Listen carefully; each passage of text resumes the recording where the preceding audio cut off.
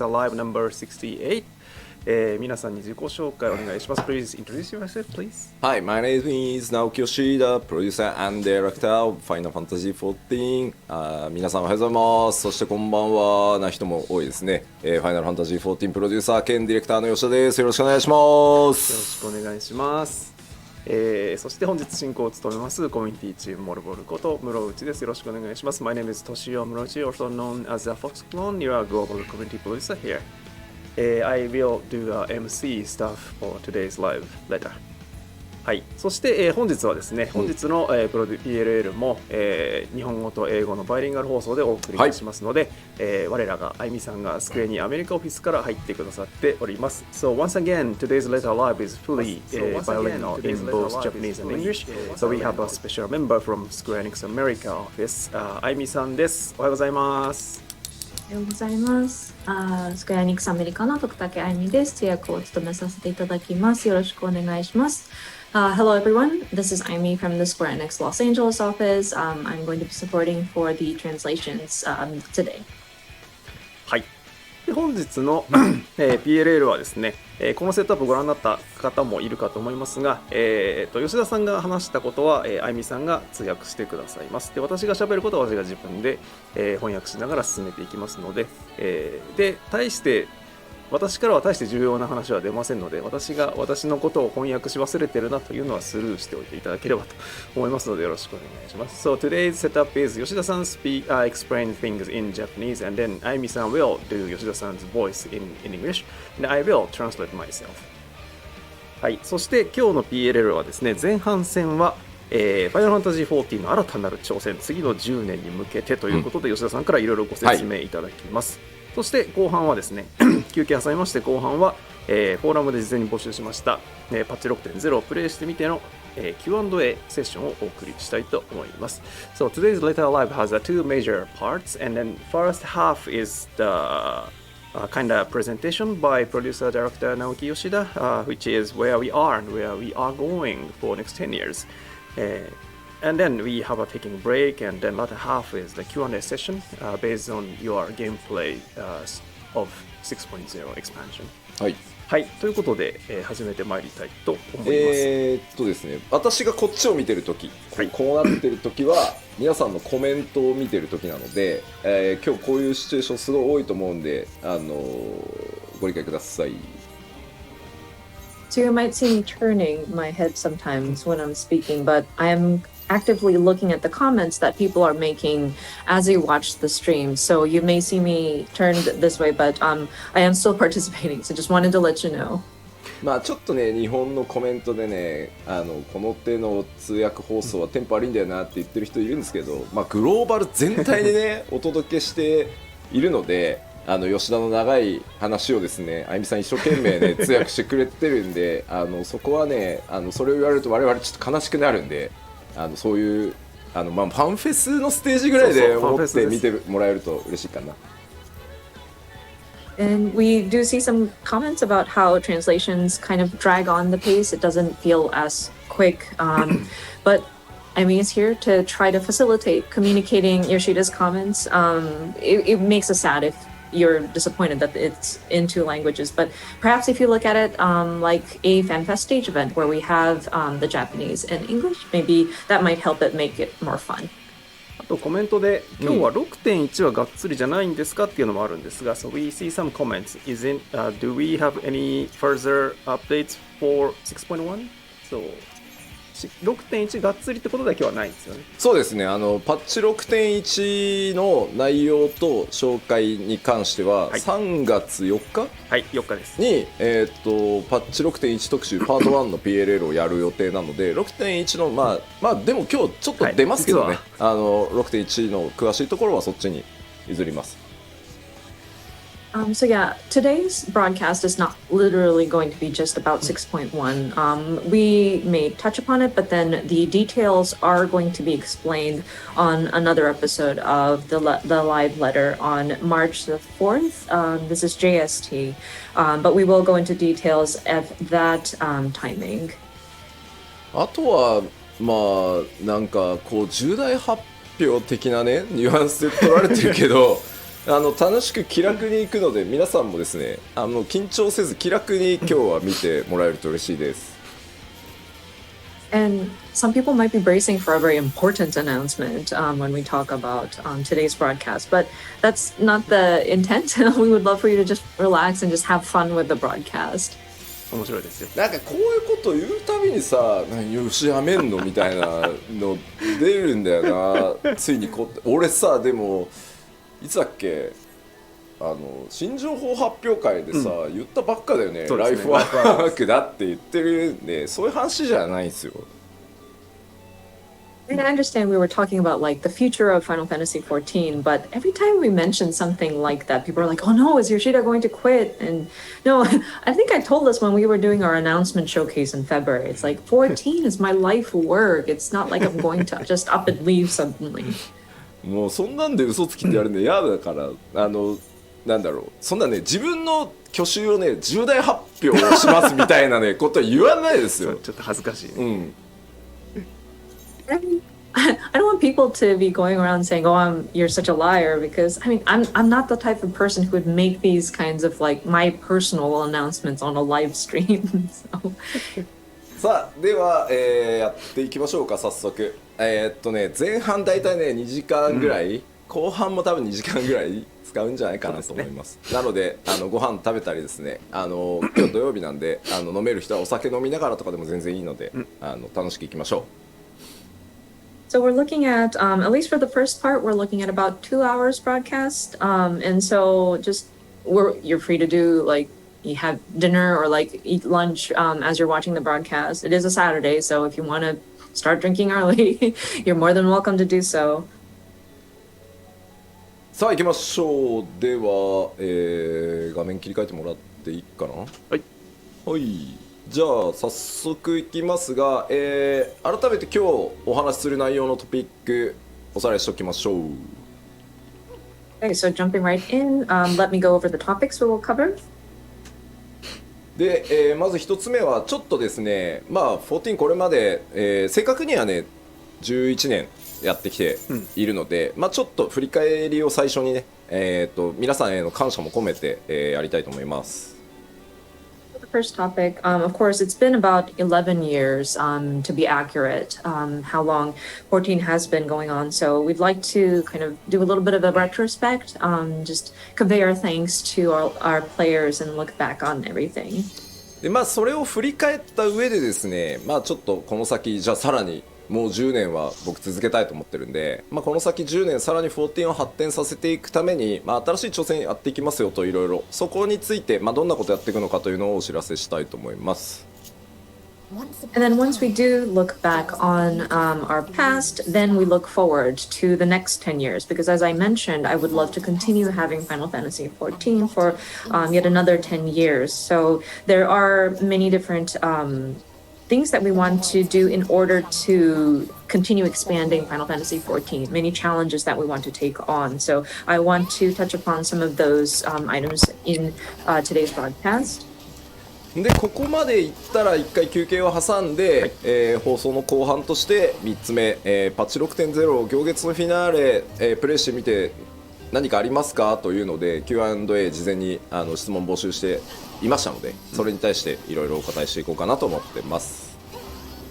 And then once we do that, we will have a break in between, and then it'll go into the latter half of the show where we kind of asked the players, what did you think after playing 6.0? And so we will do a bit of an Endwalker Q&A. あと10年か吉田リビングデッドを使う気だなみたいなコメントがあったりね。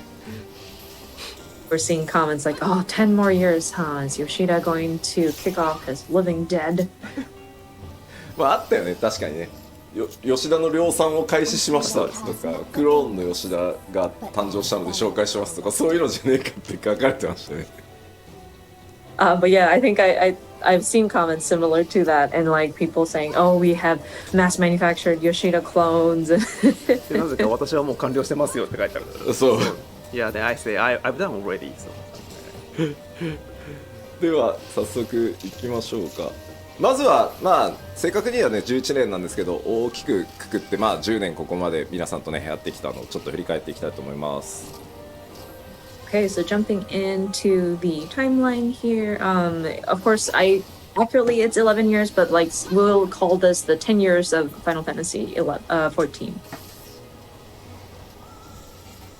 まあいろいろありましたね、まあ、2010年サービスを開始して、その12月に運営体制ね全部開発も、一新して、僕はここから参加ですね。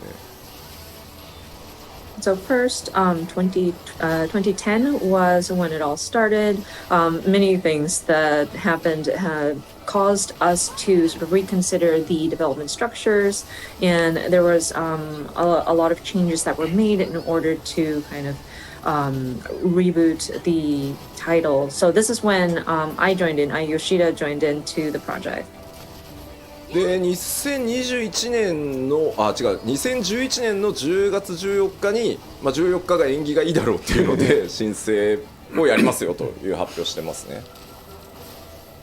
And then 2011, October 14th, we were thinking 14th must bring us good luck. And that's when we announced that we are going to have Final Fantasy 14 Reborn. 海外の皆さん詳しいよね。あゆみさんもインタビューにいてくれたと思うけど、9番を遊んでみたいので9番のサーバーを復活させる気ありませんかって、クラシックファイナルファンタジー14やる気ありませんかって、ナイトメアって答えたやつみんな覚えてて、ナイトメアってすげえ言ってるね、コメントで。I love how the comments from the West are. I love how they know all these details, and I'm sure Amy had sat into the interviews as well. But people were asking about, are you going to make an FF14 1.0 classic like WoW Classic did theirs? And Yoshida answered, Nightmare, and so people are calling the time of 1.0 in Nightmare. It's awesome. でまあ2012年の11月11日にですね、時代の終焉トレーラー公開とともにですね、一旦申請の準備のために Q14 のサービスを、終了させていただいてます。And of course, in November 11th of 2012, we titled it The End of an Era, and we sort of closed the service for the original version of Final Fantasy XIV. まあ、9番からねやってくださってる方も結構いるし、9番の捉え方って結構まちまちだとは思うんですけど、9番の、ラスト付近はそれはそれでまた独特の、ゲームデザインの MMO として結構ね好きだった、面白くなったんだよって言ってくれる人たちもたくさんいて、まあ、僕らシャットダウンするのを決めながらも作ってたところに対してそういうね評価をもらってたりするのはとてもありがたいことなので、僕らもすごいね実は励みになってました。And of course, people who have been playing since the original 1.0 may have their different opinions about how the game had played. But there were people who thankfully acknowledged how 14 was starting to shift, and they did take notice about how the game design was unique, despite we were looking to sunset the original version. And so it was wonderful that people acknowledged that, and that was very encouraging for us as a team. ちなみに9番から今日視聴してくださってる方でQ14 からやってるよって方、どうですか、手を挙げてもらってもいいですか。 So if I could have people in the comments, by show of hands, I don't know how you raise your hands, but like anybody who's been playing since 1.0, the original Final Fantasy 14, we would love to see who's been with us since then. めっちゃいるな。すごい、there's a lot. Wow, What? thank you very much. すごいありがたい。 That's amazing. Thank you guys. Before destroying the self-same lives it had saved. まあここからねあと10年お互い健康に気をつけて楽しんでいきましょう。 But yeah, we're looking forward to the next 10 years. So yeah, let's all take care of our health and keep going. That's awesome. で、2013年ですね、ベータテストやりながら、2013年8月27日についに新生オルゼア正式サービス開始することができました。 So moving on, 2013, we start our beta testing for A Realm Reborn, and then August 27 of the same year, we were able to relaunch as A Realm Reborn.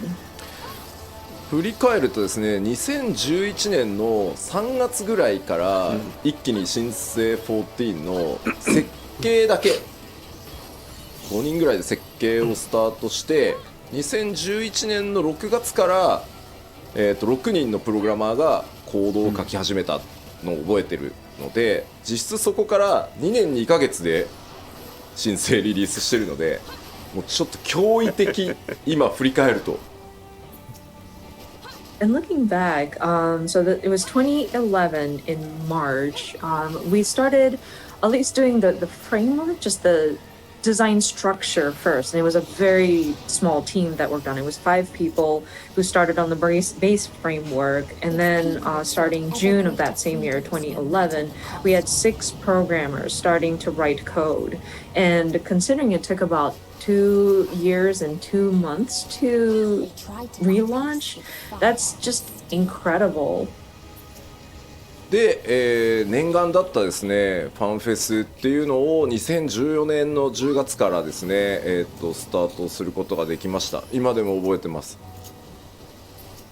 And of course, by 2014, October, we were able to hold our very first fan festival. That was something that we really wanted to do. 初めてやった北米のファンフェスの基調公演でステージに上がった時の大歓声でですね、もう足が震えてI still remember it today. The first time we did our fan festival, and we started out in the North America region. And when I took the stage to do my keynote presentation, and just the cheer that I received from the audience, man, my legs were shaking when I was up there. で初の拡張であるヘブンズワード、2015年の6月にリリースして、その後の8月に、全世界累計登録者数が500万人を突破したと。And then next, we were able to launch our first ever expansion pack, Heaven's Word, in 2015 June. And then soon after, we reached 5 million registered players. でこの辺りはですね、我々開発チームもですね、高難易度って言われてよしやっちゃうぞって言ってキリッキリなのをやったらですね、いや難しすぎんだろってなってですね、我々もいろいろな失敗を繰り返しつつですね、今につながってる本当重要な時期だったと思います、ここは。But this is around the time when people were starting to clamor for higher difficult content, and the dev team got so excited about, oh yeah, you want difficult? And so we gave you a really tough content, and people started complaining now about, oh no, this is too difficult, Yoshida, this is too difficult. And so we were trying to find that balance. It was trial and error trying to get to that nice balance. But I think it was really important that we're making that conversation. あれでね、僕は人生の格言の一つをね学んだんですよ。プレイヤーの皆さんには、いやーちょっと簡単だったなって言われるぐらいがちょうどいいんだなと。And it was then that I learned this very valuable lesson, which is, I think it's best to keep the difficulty where the players would walk out of it saying, that was pretty easy. で、グレンのリベレーターを発売したのが2017年6月で、この辺りからようやくこうバトルコンテンツ以外の、そのもう40の世界に住むみたいなことをより具体化していけるようになったのがこのぐらいの時期で、それがね、功を奏してですね、登録者数が、この時点で1000万人突破と。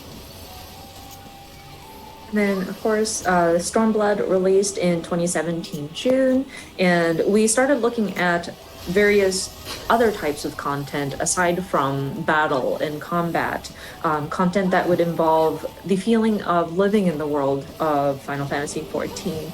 And I think that really struck a chord with people. People were resonating with it, which thankfully got us to our registered player number up to 14 million players.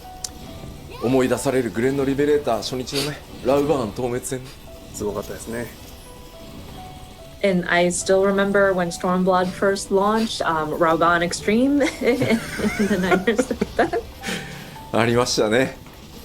I think we all remember that. あの失敗があってね、今の安定したキューイングシステムがあったりするからね。But I mean, even with that failure, we learned from it, and we were able to build a much better queuing system. そしてですね2018年になると、全世界登録者数が1000万人を1400万人を突破して、2019年には、1600万人を突破と。ありがとうございます。So I'm sorry, this is where we hit 14 million is 2018 August. And then moving on, we reached 16 million players by 2019 May. So thank you so much for all the players that are staying with us. そうして続けてですね2019年に、漆黒のヴィランズを発売しその年末にはですね全世界累計登録者数が1800万人を、突破となりました。And moving on, we released Shadowbringers in 2019, and soon after, we surpassed 18 million registered players. 数字に関して言うと、単純に数字だけをこう見ていくとそのなんていうの増えるペースっていうのがばらついてるように見えるのかもしれないんですけど実は体験したことのある人が増えれば増えるほど、新規が当然減るんですよね、はい、パイが決まってるところから新しい人を呼ばなきゃいけないのでだからここまでの数字になってるのにさらに数百万増やしていくっていうこと自体は、とてもすごいことでこれは本当ね、開発運営チームの努力もそうなんですけどマーケティング PR チームが、コミュニティの皆さんと一緒になって達成してきてる数字なので本当にこれはね誇らしい数字だと思ってます。Looking at the numbers, it might seem like there's no real, nothing of note. Oh yeah, the numbers are just increasing. But if you consider this, if we have a certain number of people already playing the game, and if we have a single pie that we're taking numbers out of, you would expect the numbers to start going down. But it's interesting that we see more and more players join us even after all these years. We are seeing millions signing up. So, of course, I really want to acknowledge the development team, operations team, but also the marketing and PR teams working with the community to kind of promote the title and get the word out. So I'm very proud of their achievements. そして2021年、去年ですね、12月2日にはですね全世界累計登録者数が2500万人を突破しちょっと昨日の数字とかは見てないですけど全然まだ上がってってると思うので、12月7日ですねすいません2週間ほどちょっと遅延をさせていただくことにはなってしまいましたが、行月のフィナーレを発売して、ハイデリンゾディアーク編完結というところまでこぎつけてこられたなと。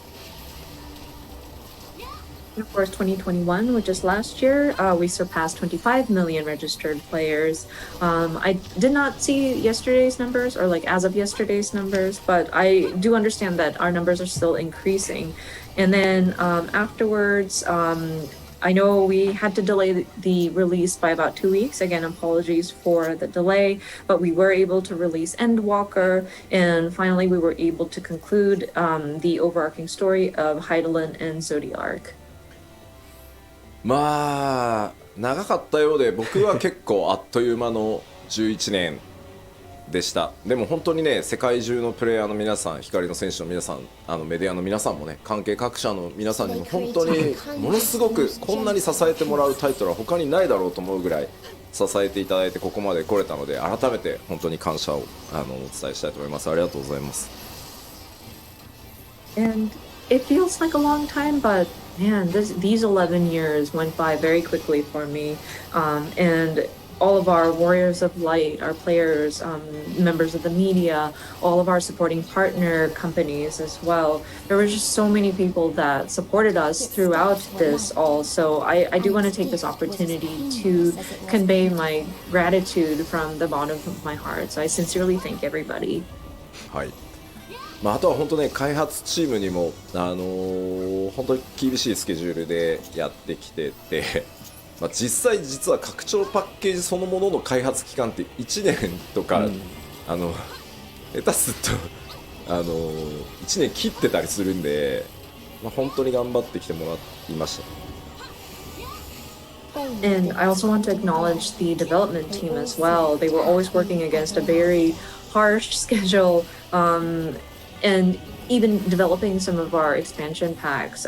Sometimes we have only about a year or even less than a year to get through all of the tasks that needed to get done. So I really want to show my appreciation to them as well. さて、ではこれを踏まえてですね、ここまで歩んできたその11年、9番の状態を考えればこれ以上ないぐらいの成功をさせていただいたと思ってます。ここはあんまり言葉を隠さずに成功できてると思ってるので、それでいいと思ってるんですけど、ここまではある意味もう過去になったので、ここからさらに次の10年また挑戦を続けていきたいと思います。And looking at the trajectory here and the path we've walked down, I think I want to consider this a success from what we had taken, and what state it was in when we had first taken on the project, and to bring it to where it is now. I'm not ashamed to declare it. It might be a little awkward in the Japanese, but I believe it is a success, and I think it's a good thing that we've gotten here. But now that we have gotten this far, all of this is now in the past, and so we want to look to the future. We want to see what kind of challenges we can take on. というわけで2つ目のセクションである14の新しい挑戦と題してですね、今後どういうことをやっていくよというのをお伝えしていきたいと思います。So, for the second part of this presentation, as you see, it is entitled Newfound Futures. So, I would like to discuss what we are intending to do. まずですね、僕としてはですね、社長からやめろって言われるか、やめろって言われても抵抗するとは思うんですけど開発チーム運営チームからやめろって言われるか死ぬかぐらいの以外では14をやめる気がなく続けていきますんで、この先もぜひ皆さんよろしくお願いします。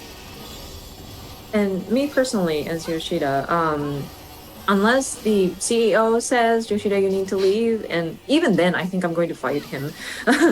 Or if like the development team, the operations team want to kick me out, or if I, God forbid, die, those are the only extreme cases I would even consider leaving the 14 project. I want to continue working on Final Fantasy 14, so your continued support will definitely be appreciated. というわけでですね、まず今回その10年さらにこう14をせっかくねここまで日本初のそのサービスでこの規模まで来れるってなかなかあることじゃないので、この先の10年に向けてまずは 7.0 をめがけて、新しいことに挑戦していこうと思ってます。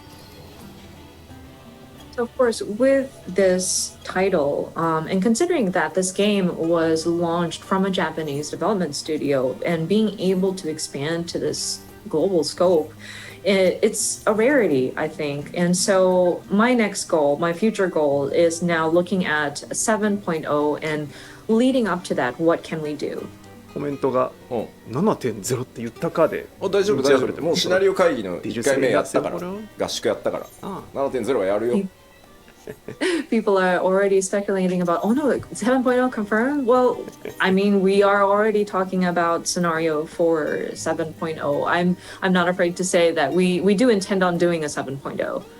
まずここに向けてちょっとコンセプトを話をさせてもらいます。まずその一つ目がこちらになります。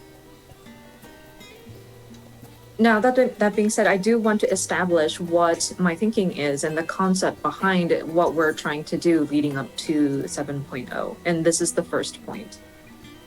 これ具体的にどういうことっていうのはこの後ちゃんと、お話ししようと思います。And of course, I will go into detail as to what this exactly means. そしてですね、7.0 に向けて、チャレンジとしてですね、こちら、第1次グラフィックスのアップデートの準備開発っていうのをやっていきます。And then next, again, leading up to 7.0, and one of the challenges that we want to take on is our first graphical update, at least the preparation and the development for it. まあ、なんで第一次ってついてるかっていうのも後でねこの項目の掘り下げでちょっとお話ししようと思います。And of course, when we dive into each of these different points, I will touch upon why we are calling this the first graphical update. まあ一応先に言っとくコメントが結構多いんで7.0 で PS4 が遊べなくなるってことはないです、それはないのでお約束しておきます。I do want to clarify though, because I am seeing a lot of comments wondering about this. This does not necessarily mean that we are ceasing the support for PS4 as of 7.0. So I do want to clear that out first. そしてですね、今日3つ目、せっかくなのでパッチ 6.X シリーズでどんなことをやっていくかというのもお知らせします。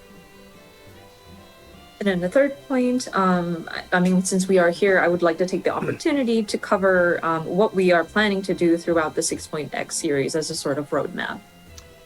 はい、では各項目、詳しくよりお伝えしていこうと思います。Okay, diving into the details. まずコンセプトの一つ目ですね。一人でもみんなでも遊べる RPG へ、さらなる進化をしていきますと。So our first concept, an even better RPG, alone or with friends. これ何かというとですね、読んで字のごとくなんですけど、そのファイナルファンタジー14一応ジャンルとしては MMORPG って呼ばれてます。So I mean, it is what it says, of course, but yes, I understand that Final Fantasy XIV as a game genre would be categorized as an MMORPG. そこでですね、僕この11年ファイナルファンタジー14をやってきて、世界中のプレイヤーの皆さんとイベントだったりファンフェスも含めてですけど、本当たくさんのゲーマーの人たちと話をしてきました。And of course, throughout the 11 years of doing Final Fantasy XIV, we did various events, gaming events, including Fan Festival, and I had the opportunity to speak with different gamers.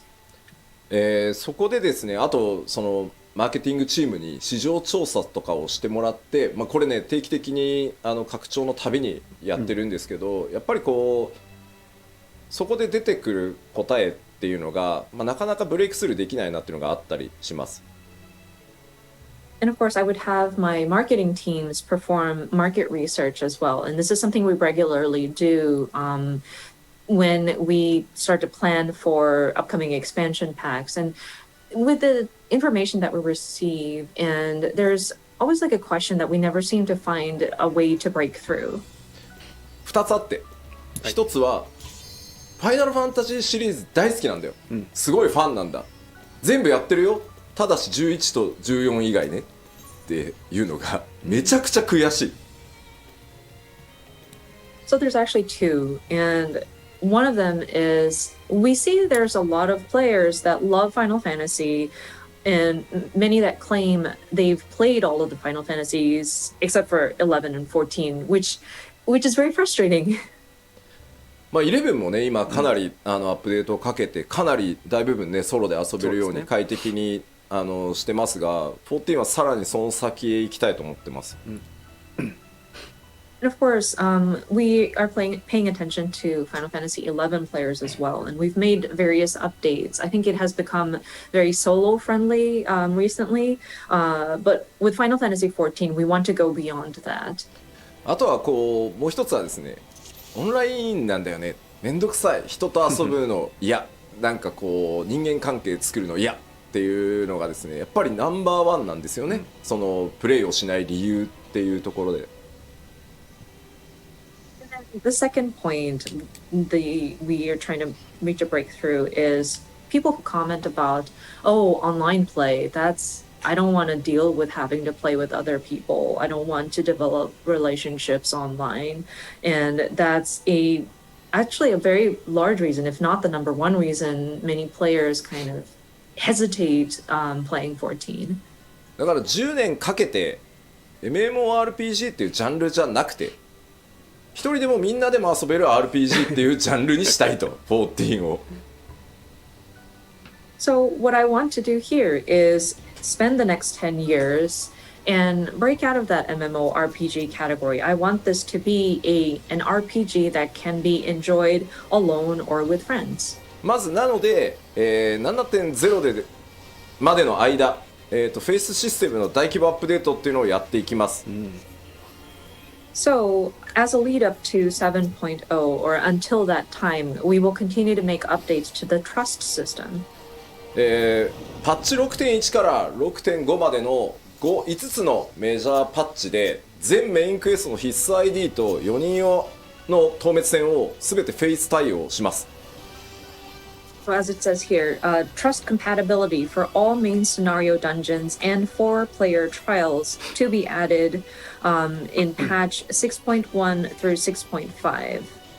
まあ順次なのでね、パッチ例えば 6.2 とかを見ると中途半端なところまでしか対応されてないとかいうことがある可能性は高いんですけど、それにね怯えているといつまで経ってもできないので全部一気には不可能なので、もうなのでこの 6.1 から 6.5 つまり 7.0 までの間を次に飛び上がるためにもうどんどん順次やっていくという期間に当てさせてください。And so, of course, these are going to be incremental implementation. And so you might look at, say, patch 2 point something and 6.2, and you might notice that maybe not all of the dungeons have been supported with the trust system compatibility. But if we are afraid to make progress and be just in the middle of work in a certain major patch update, we won't be able to make progress. I think it's impossible to do everything at once. So we are trying to address this as we can, and we're looking at this as a preparation for 7.0. And so we would like to ask for your understanding as we lay these foundations. その第1弾となるパッチ 6.1 では新生オールゼア編のうち、2.0 範囲を全て対応します。So the first implementation, patch 6.1, will make a Realm Reborn, and this is just patch 2.0 range, and the scenarios duty become trust compatible. そしてですね、それに伴って一部初期のですねメインクエスト ID とか、透滅戦もリニューアルします。And then further improvements will be made to some low-level main scenario dungeons and trials. でちょっと注意なんですけど、蒼天の石ガルドに入ってからの8人透滅戦ストーリー上に出てくるあれらはちょっとやっぱりコストを全見積もりしたんですけど、どうしてもこう 6.1 から 6.5 までの期間では対応しきれないので、8人の透滅戦に関しては 7.0 以降順次対応していくつもりです。You may see the disclaimers on the bottom, but for the 8-player trials, especially those with the Heaven's Word expansion, I'm afraid we are unable to update it at this time. We tried to calculate all the cost and the resources that it would take for us to address all of this within that sort of 6.1 through 6.5 timing. But I'm afraid we would be unable to allocate the resources for it. So we will get to it after 7.0. Yeah, these updates will be considered for 7.0 or later. まあもちろん皆さんご存知の通り、その通常のねマッチングがなくなるわけじゃないので、あくまでストーリーを一人で進めていきたいっていう人のための機能なので、レベリングルーレットだったりねマッチングっていうところはそのまま継続していくので、そこはご承知おきください。And of course, we don't intend to do away with the regular matching systems. Your leveling dungeons and queue matching in duty finders will still be active and available. These trust compatibility is primarily for those who have a strong desire to play through these story dungeons on their own. で、ですね、8人透滅戦は今回行月のフィナーレでハイデリン透滅戦でテストケースとしても含めてやったんですけど、やれることは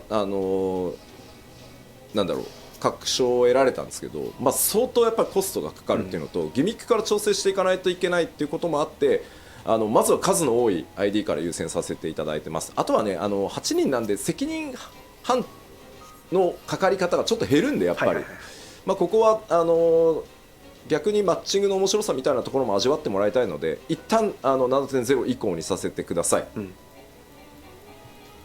Of course, with these 8-people trials or 8-person battles, we did try it out with the Mother Crystal trial, and we were able to see success as like a test case, but it did require a lot of resources for us to build it. And then if we were to start applying that system to existing dungeons, we'd have to adjust the mechanics so that it would accommodate for the trust system. So at this time, we made the decision to move forward with just the instanced dungeons.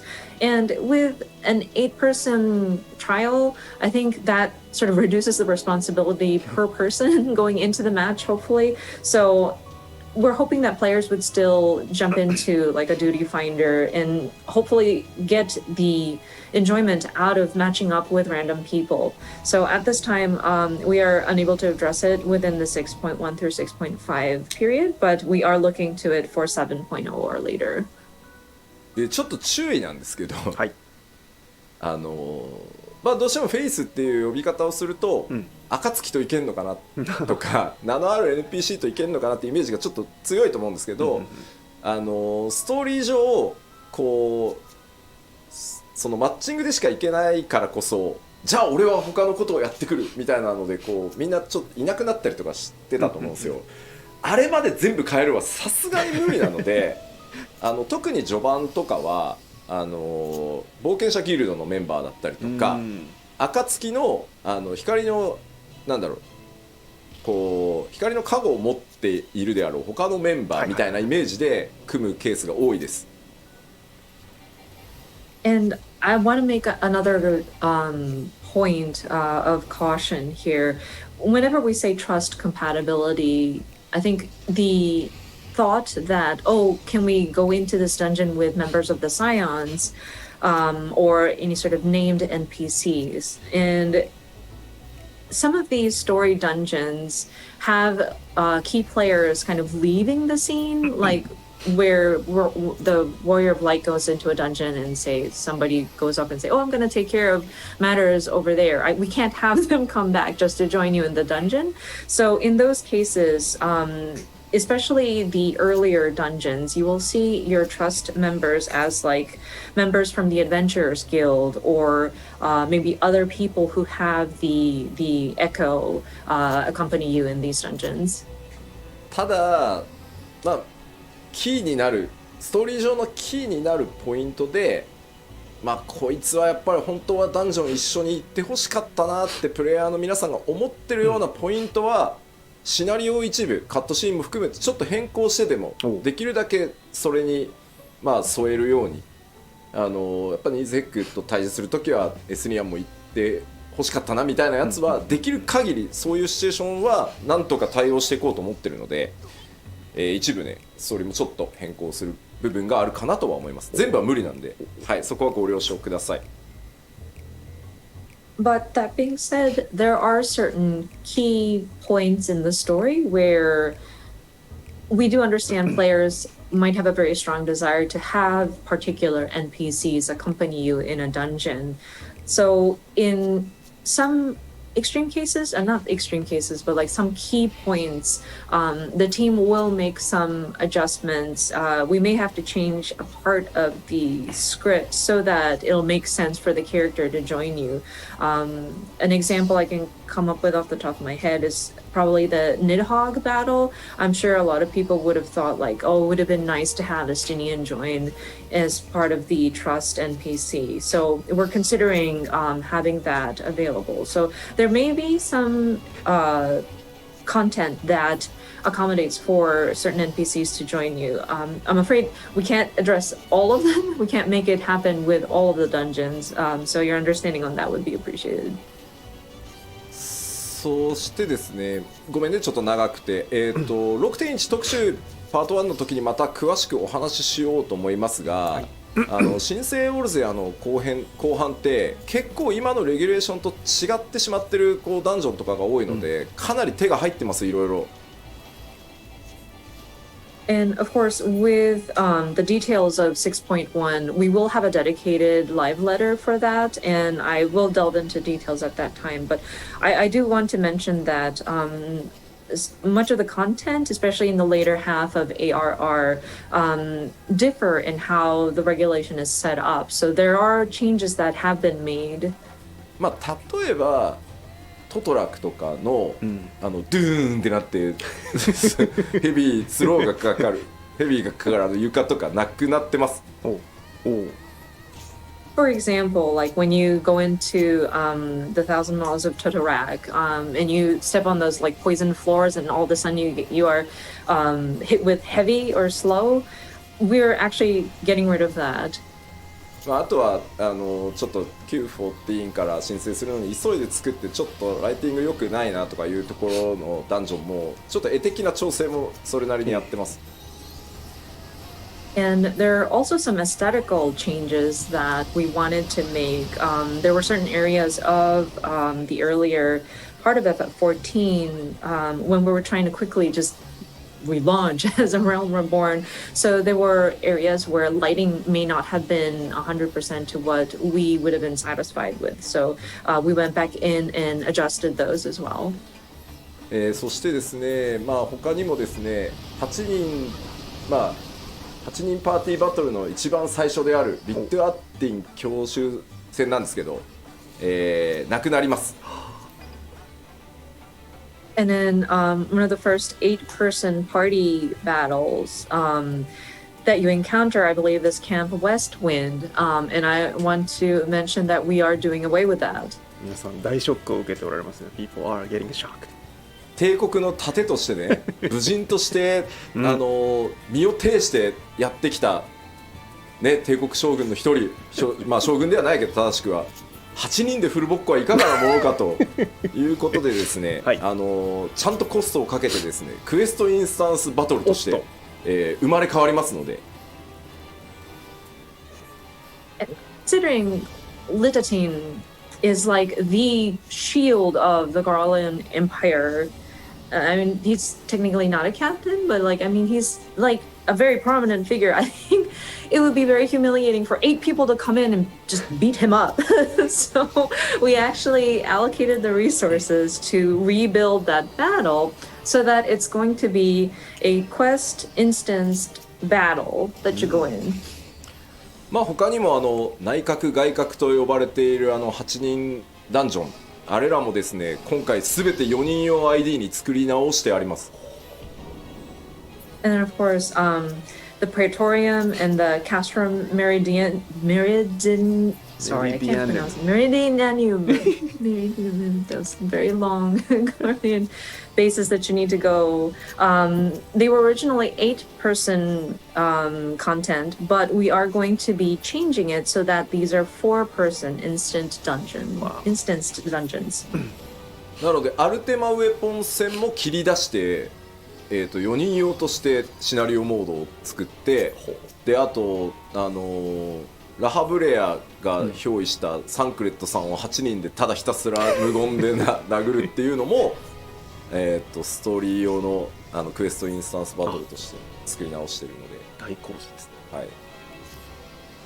And so your battle with Ultima, or the Ultima weapon, will be changed to a 4-person battle. We are adjusting the scenario mode for that. And then where you go in and silently beat up La Habrea, aka Thancred being possessed by La Habrea, is also going to be adjusted so that it's like an instance during a story quest. というわけで、まあそんな風にコストもですね、レギュレーション今のプレイフィールにできるだけ近づけられるように、いろんな改修をしつつですね、パッチ 6.1 から 6.5 にかけて、4.x までの ID ですね、全部対応していこうと思いますので、よろしくお願いします。So, yeah, in a nutshell, we are going in and making many adjustments so that it fits with, kind of follows suit better with how the game feels at this time. So throughout patch 6.1 through 6.5, we will be looking at the various content up to the 4.x series on the different instance dungeon to make adjustments.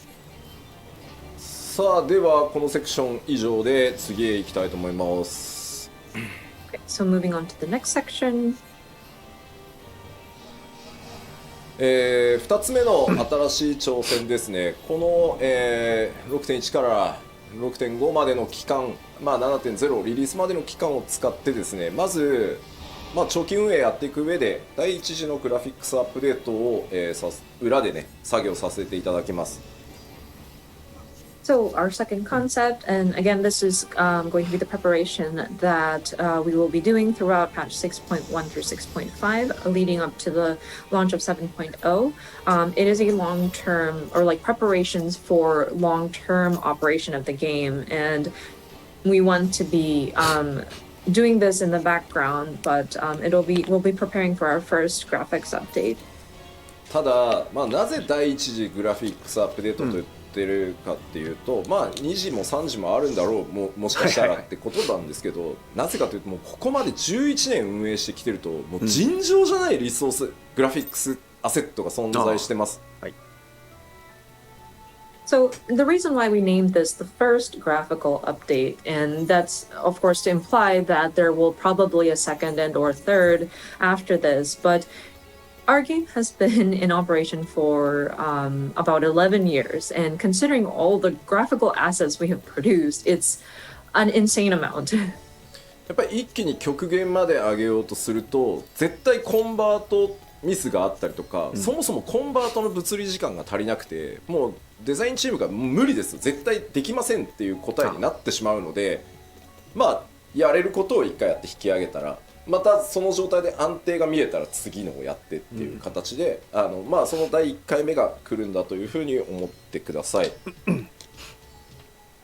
And so if we attempted to update every single piece of graphical asset or resource that we've put into the game all at the same time, we might run into issues of conversion errors, or it's just physically takes a lot of time to convert everything. And consulting with the graphics team, they already know that we can't address everything all at the same time. And so what we're trying to do is address these in phases so that we can test out certain elements, see how they work, and if it seems to be stable, we move into the next phase. And so I think with our first graphical update, this will be like the first time we start testing some of these elements. 4K グレープスでめっちゃ吹いたんだけどI saw a comment that says 4K grapes. Thank you so much for that. That was hilarious. あそこに 4K とかねなんか40万ポリゴンとかかけてるとそれこそ940みたいにキャラクター全然表示できねえぞってことになっちゃうのでちょっとこれから詳しく説明はしますよ。That's hilarious, but like imagine spending so much resources just to get the grapes to be 4K resolution, and imagine spending 400,000 polygons just to depict a piece of fruit. We won't have enough resources to render our characters on screen. But let me go into the details. そのグラフィックスアップデートは一気に、7.0 での投入を予定してます。So again, these graphical updates are intended to be implemented in 7.0. その次期拡張パッケージまでの間っていうのを、僕らのそのグラフィックスのアップデートのシェーダー追加したりとか、いろんなものを追加していくテスト期間だったりプログラム期間だったりそれに合わせたグラフィックスアセットのコンバート期間というふうにさせてください。So until 7.0, this will be, again, our preparation period. So this is where our team will be testing out various additions to the graphical elements, including different shaders. We'll probably need to write more programs. This is where when we're going to be doing our asset conversions, etc. でここが重要なんですけど、あくまでやっぱりマルチプレイのゲームであるっていうのをぜひ覚えておいてほしくて、やっぱり画面全体の美しさ、9番から申請した時に感じていただいたように、やっぱり総合的な美しさ、世界の美しさっていうのを追求していきますよと、コンセプトとしてはね。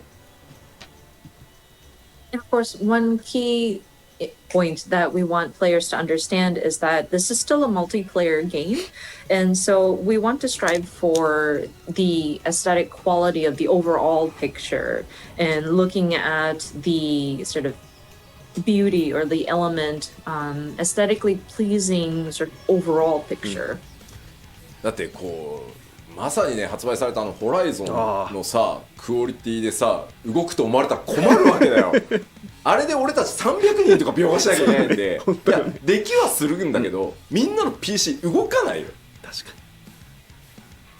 に。 And I see games like Horizon Forbidden West, and I don't want to get people to think that we'll raise our graphic quality to that. It's amazing, yes, but imagine having to have to render 300 different characters on screen at the same time at that quality. And it's not physically impossible, but then I don't think it's going to run on anybody's PC.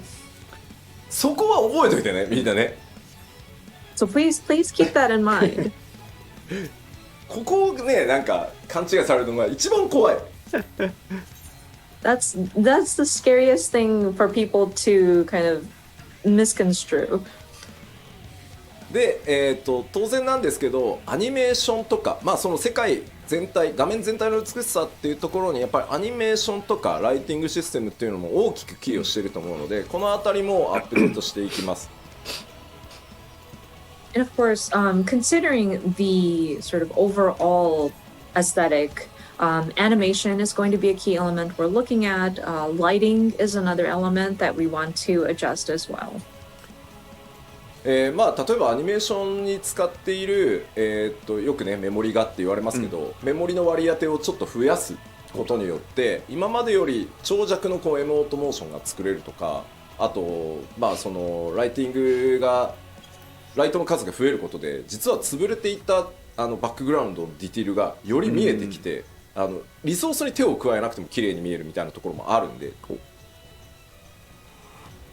So what we mean by different updates to animation and lighting systems is, for example, I know people would automatically start talking about, oh yeah, memory issues with animation.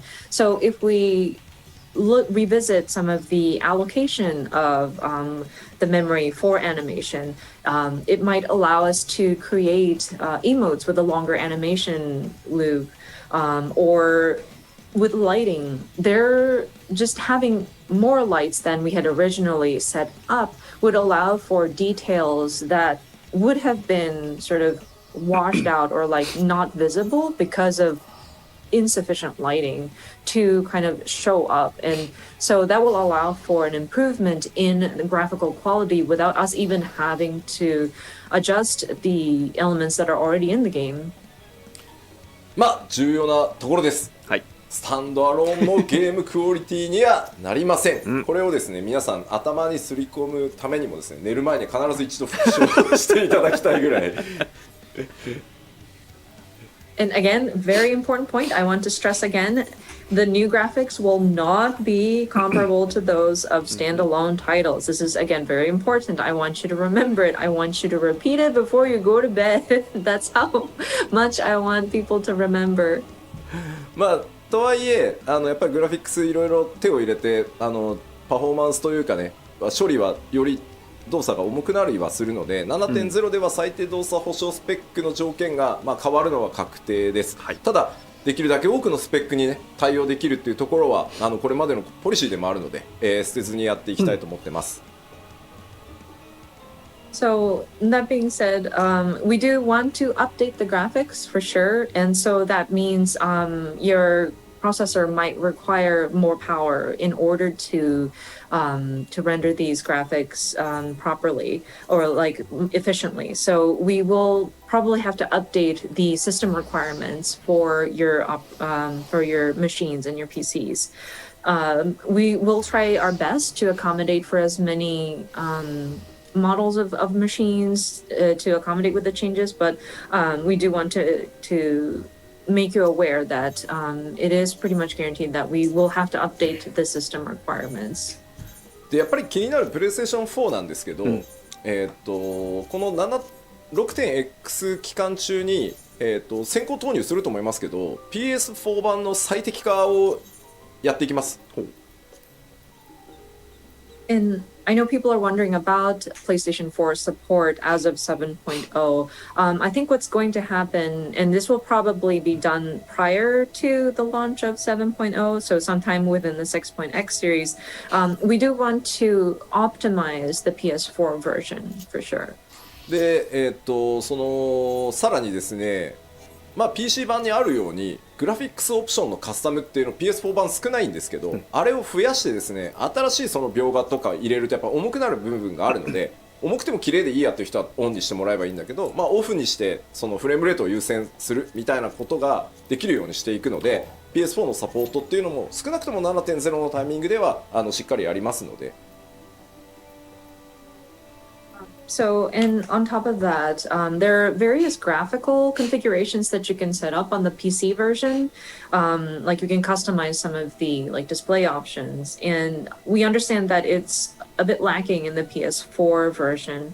So we do want to implement options in the configuration so that you can select like prioritize frame rate, or if you want to, if you're okay with performance kind of dropping slightly, but still have the graphics performance, then you can select that option, whatnot. So I do want to assure you that we will continue supporting for PS4 at least until 7.0.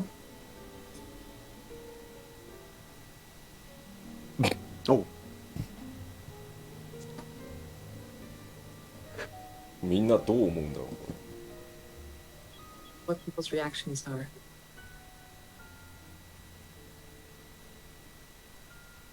Mm. 俺かと思ったって言ってる。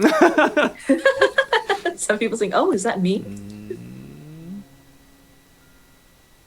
そうそうそう。なんかさ、多分ね、これじゃないよね、多分みんな求めてるの。I don't think this is what we are looking for. This is not what we would desire. なんか疲れた吉田って書かれてる。Some people are saying this looks like a very tired Yoshida. そうなんか違うでしょ。 Yeah, but it kind of does feel awkward. まあここまでリアルにはならんす。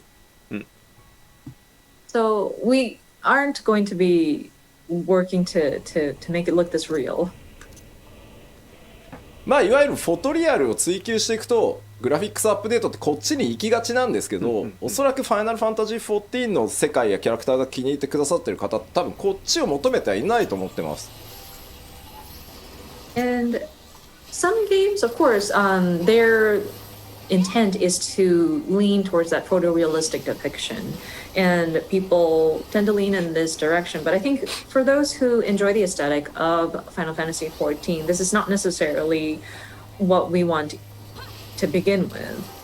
では、今そのグラフィックスアップデートって実はテスト開発もスタートさせてるんですけど、テストスタートしてからまだ1ヶ月と1週間ぐらいなんですね。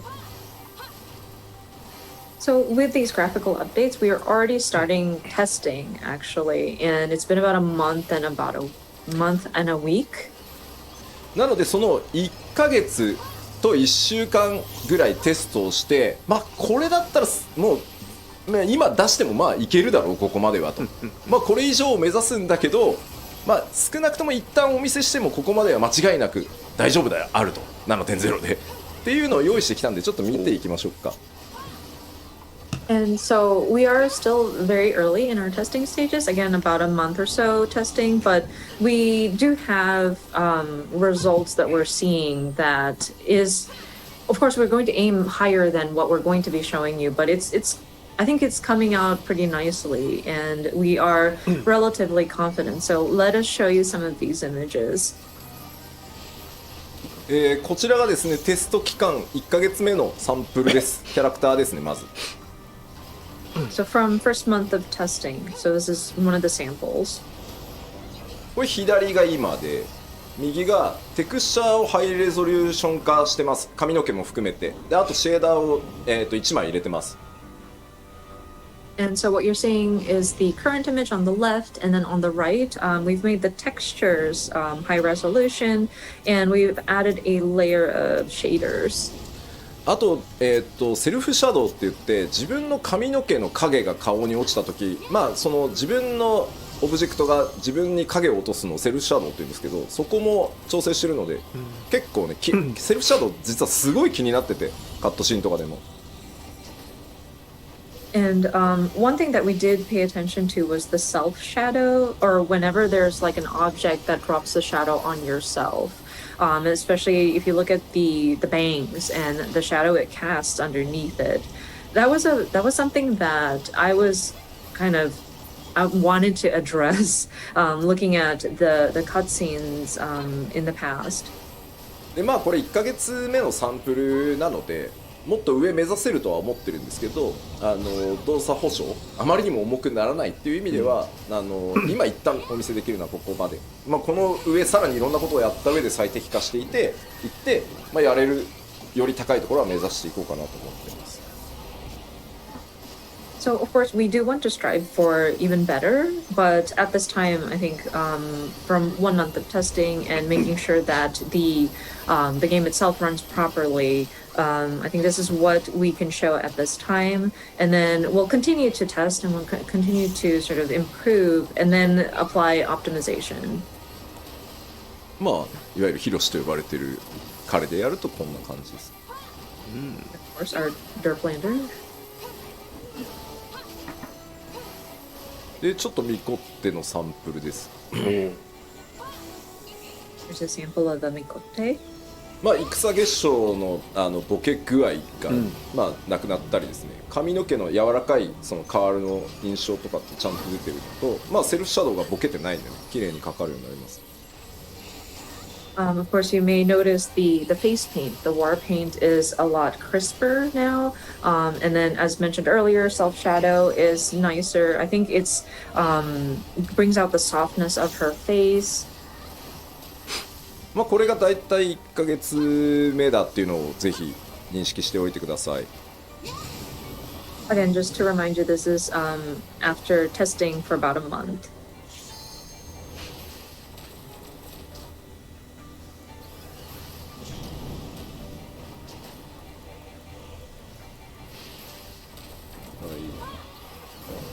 まあこの方向性で良さそうよね、やっぱりね、みんなのコメント見ていると。Looking at everybody's comments, it seems like we are on the right track in terms of like the direction we want to take it to. そうですね。Yeah, it looks like ララフェルがね一番難しいんですよ。And the Lalfell was actually quite challenging. なんかリアルにするところがなくて。There are no areas really to make it quote unquote realistic, you know. まあでも髪の毛綺麗になって、目の周りはものすごく鮮明になって、まあキャラメイクしておけばね、もちろんいろんなパターン作れるとは思うんですけど。But I think the hair has definitely gotten more defined, and then the eyes has become very crisp, and it looks a lot more alive, so to speak. And with being able to character create, I think it'll allow for players for a broad range.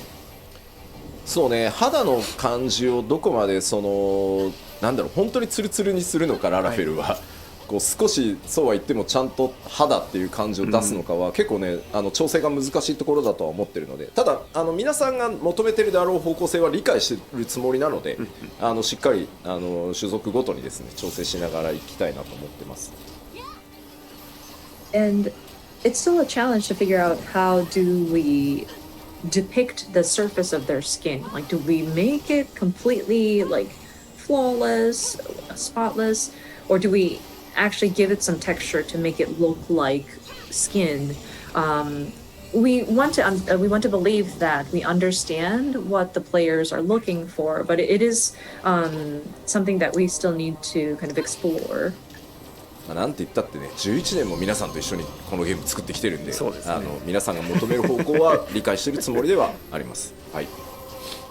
But again, we've been with you guys for about 11 years at this time, so we want to believe that we understand what the players are looking for.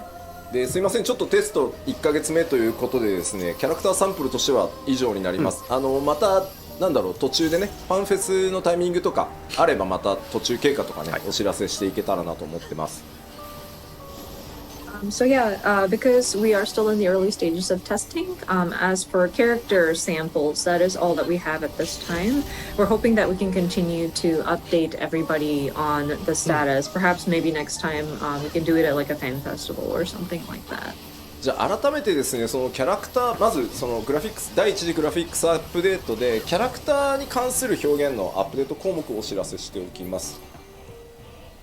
Okay, so just wanted to recap all of the different elements that we look to update for our first set of graphical updates in terms of characters. まずですね、全体的にテクスチャーを高解像度にしていきます。髪とか肌とか、それから今日ちょっとねご紹介できてないですけど、装備品のテクスチャーの解像度も上げていきます。So first one would be higher resolution textures, which includes hair, skin, and we weren't able to show any examples today, but we do want to improve the textures of the gear as well. でさらにですね、これはシェーダーと呼ばれる、処理になってくるんですけど、質感の表現というのを向上させていきます。例えば肌、それから装備品の金属部分、あと布って、布用のシェーダーっていうのが実はあって、Q14 では入れてたんですけど、重すぎて外してるんですね。そろそろいけるだろうということで、布がもう少し滑らかに布っぽく見えるっていうシェーダーなどを今、研究トライしているところです。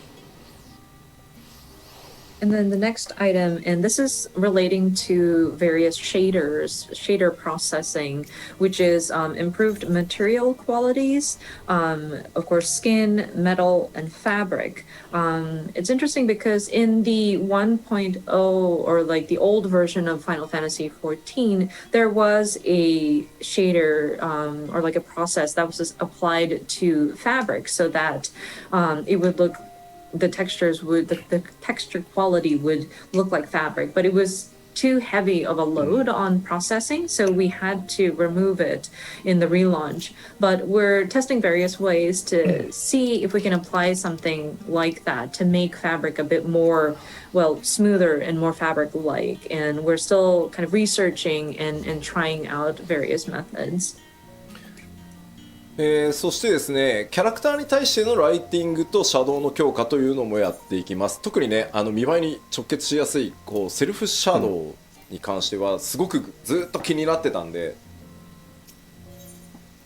And then again, lighting and shadow, better lighting and shadow effects, especially for the player's shadows. まあさっきもお話しましたけど、できるだけプレイヤーの皆さんの今のキャラクターに持ってるイメージっていうのが変わらないように、綺麗になったな俺のキャラって思ってもらえるようにしていきたいと思ってます。Of course, again, our goal is to make it so that the overall appearance of player characters will be altered as little as possible. We want you guys to see the graphical updates and think, oh wow, my character's become pretty.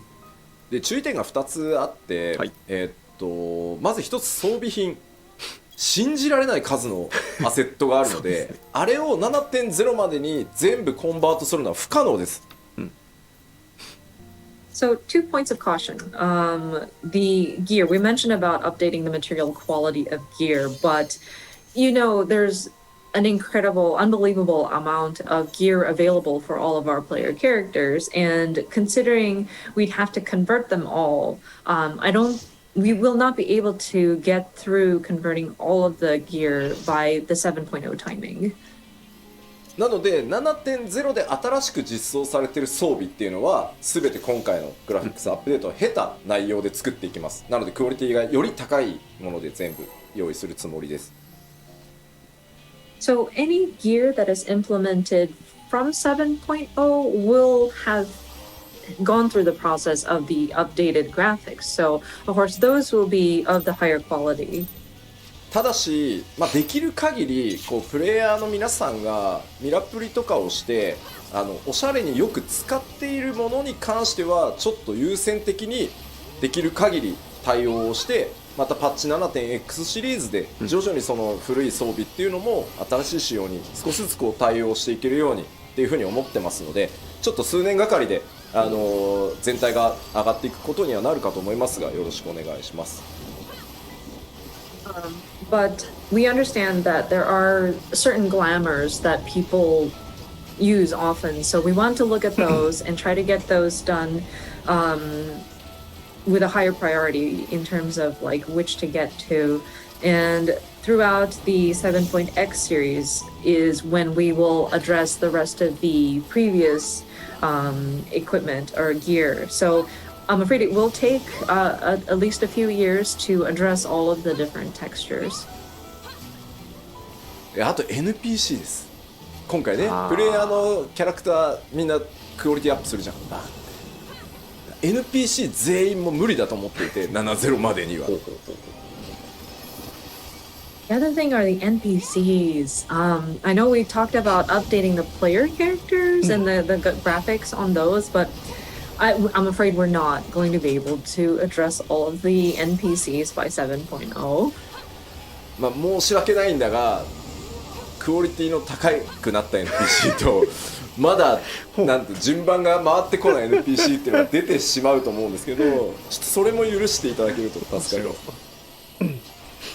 So I'm terribly sorry to say this, but you may start seeing NPCs that have gone through the graphical updates and those that have not gone through the updates. But please, your understanding would be appreciated. これをね全部やれって言うと、いやもうじゃあグラフィックスアップデートやめましょう、無理です無理ですってなっちゃうんで、ちょっとちぐはぐっていうのが出ちゃうタイミングがあるとは思うんですけど、それをやっぱり承認していかないといつまでたってもできないと思ってるので、ちょっと許していただけると。なのでちょっとイルベルドはまだ後でいいかみたいな。And if I were to tell my team that, okay, we need to do everything, then people are just going to throw in the towel and be like, no, this is impossible. So I'm afraid there will be times at which not all of the NPCs will have gone through their graphical updates, and it might look a little disoriented or disjointed. But if I don't allow for that to happen, we won't be able to get to it. So again, if you could forgive us for going through that, that would be appreciated. Like, Airbird might not get his graphical update as quickly as maybe like the Sultana, but テレジアデレジはっていうお声が結構あるんですよ。ただですね、残念なんとテレジアデレジってプレイヤーのなんだろうキャラメイクで作られてるんで、僕らが手を下さずともあいつ勝手にクオリティ上がってしまう可能性が高い。Some people are asking, oh, but what about Telegy Adelegy? And I realize his expression is part of the parts that you can select when you're creating your character. So because we're updating the player character facial parts, Telegy Adelegy is going to have his graphical updates already. So he may be an exception to those NPCs. というわけでプレイヤーベースで組まれているものはね必然的にそうなるんですけど、ナナモさんとかはねやった方がいいかなとは思ってるんですけど、ちょっとまだ精査まではしきれてないので、ちょっとそういう状態が出るとは思うんですけど、よろしくお願いします。So yeah, any characters that are built based on facial parts or body parts that are available for players to utilize will probably be updated simultaneously with like the player character graphics. But there are certain key NPCs that we're also looking at. Maybe the Sultana, but we have yet to sort of assess, and we will continue to sort of explore the options. でまあちょっと今日お見せしたのは繰り返しになりますが、テストをスタートしてまだ1ヶ月ちょっとのデータなので、さらなるですねクオリティの向上に向けて他の種族も含めてですねテストを続行していきます。いずれ装備とかもねこんな感じになるよというのもお見せできればと思ってます。But yeah, again, what we showed you was only about a month or so of testing. So we're hoping to provide you with more updates as they come in. Perhaps the other races, perhaps we can provide you an update with gear, etc. in the not so far future. で、そうだな。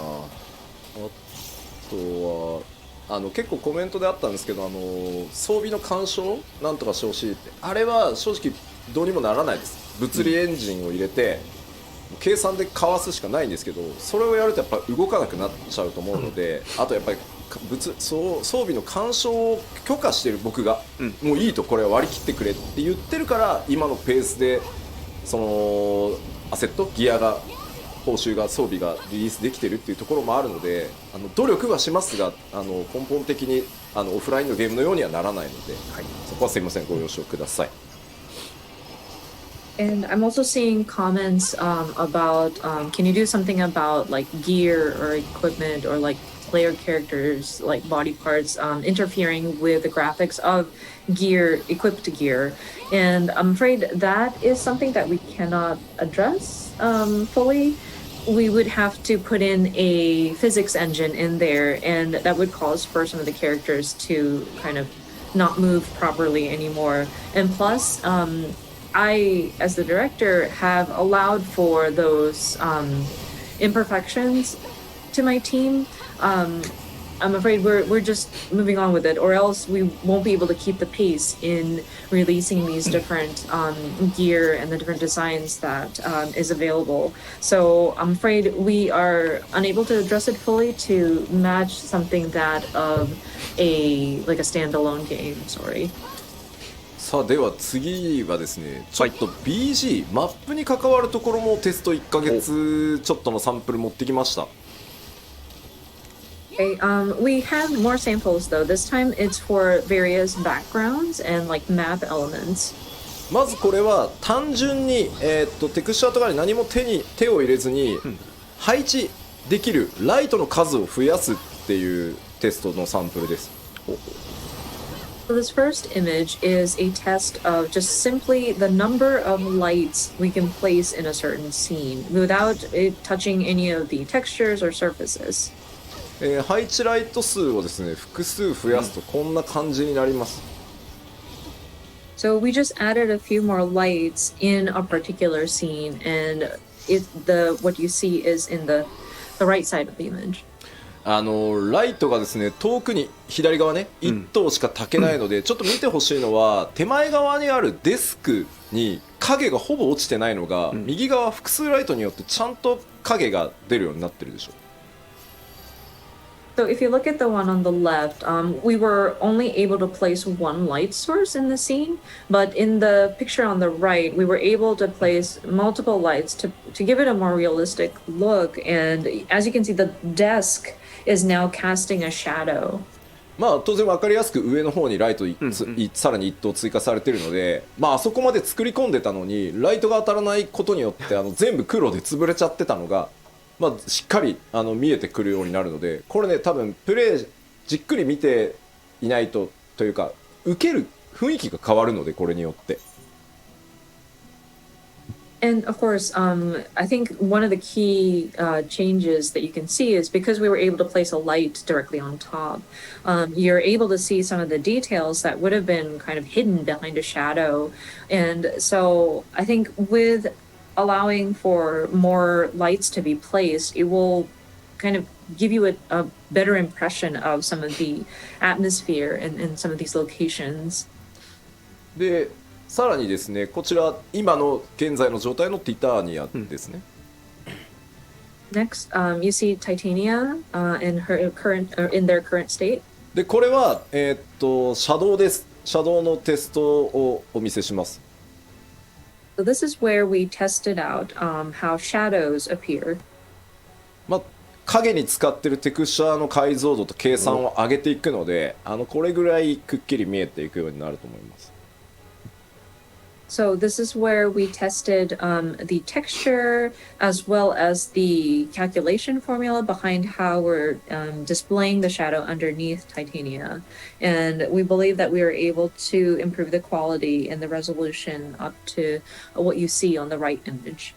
さらにですね、これ複数ライトも置いてみてるので、もう今の14だと左の環境しか作れないんですけど、複数ライトをさらにカラー変えたりしていくことで、右のようにね、かなり複雑なライティングの絵作りっていうのができていくようになります。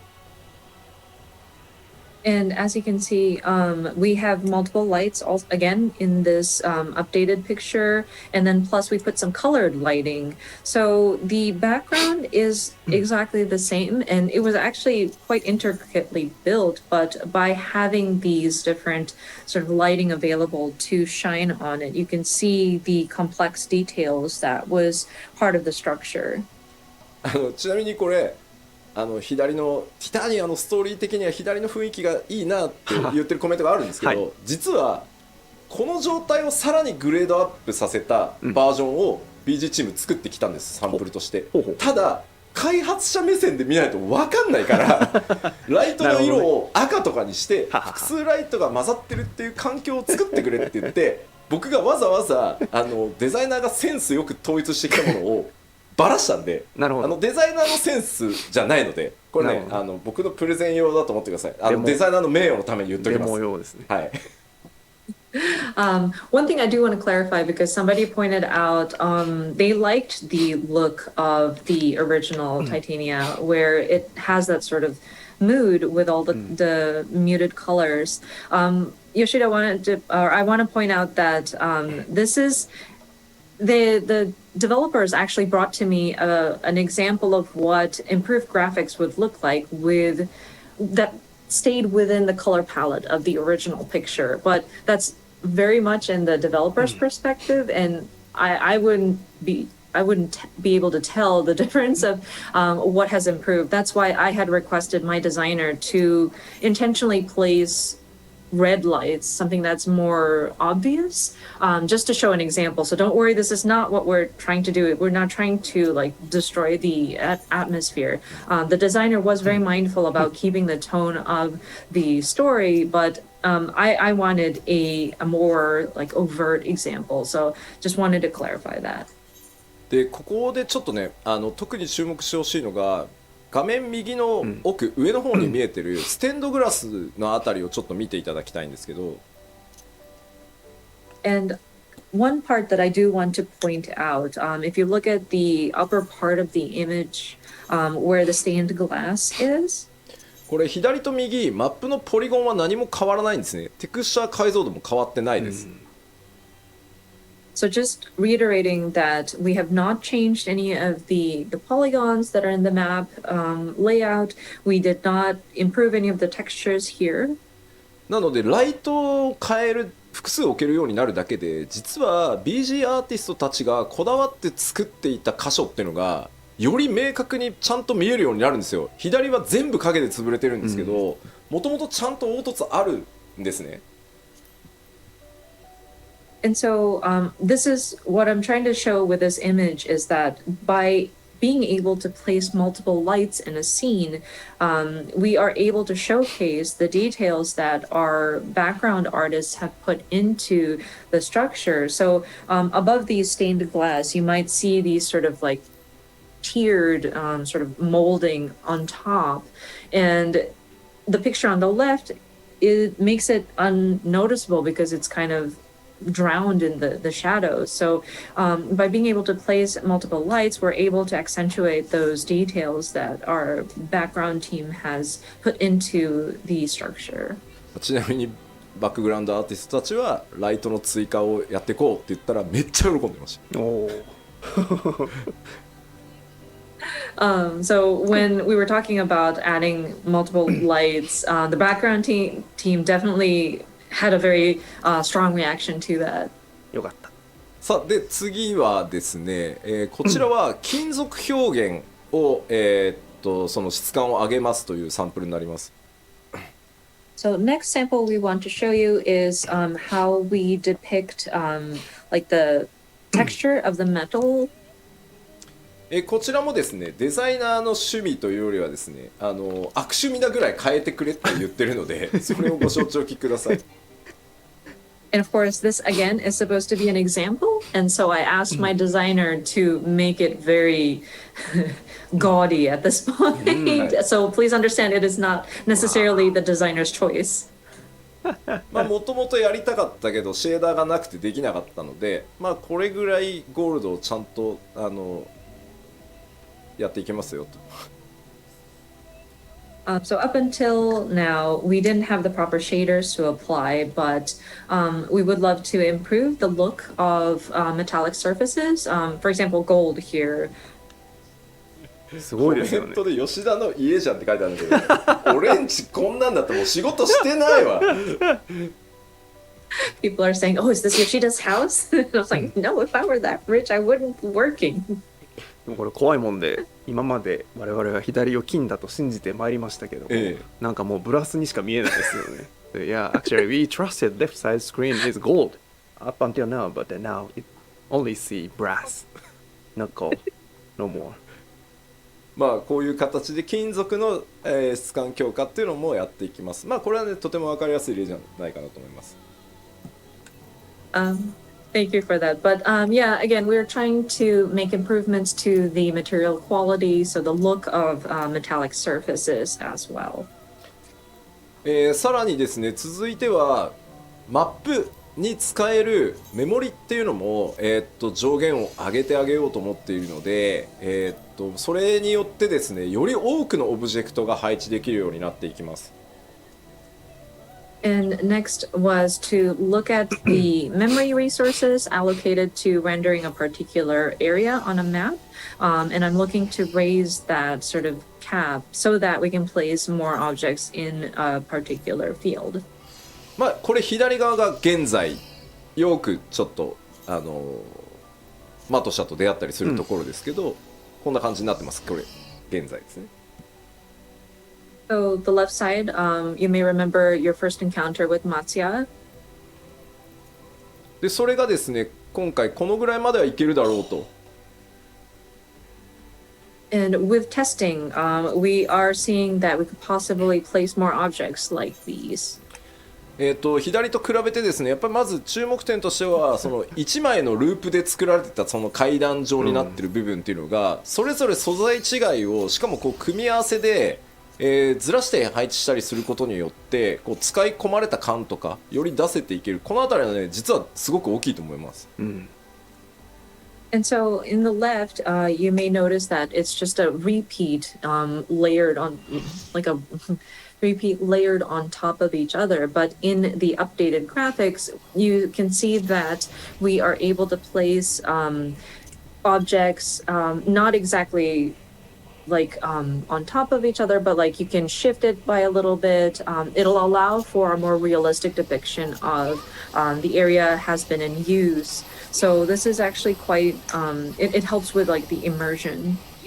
であとはその床ですね。実は、床の上にもう一枚テクスチャーを重ねてブレンドさせることでですね、床のこうひび割れだったり、細かい今だとねメモリがないので巨大な床を1枚貼ってどうにかってところなんですけど、そこをさらにこう質感上げていけるようになる。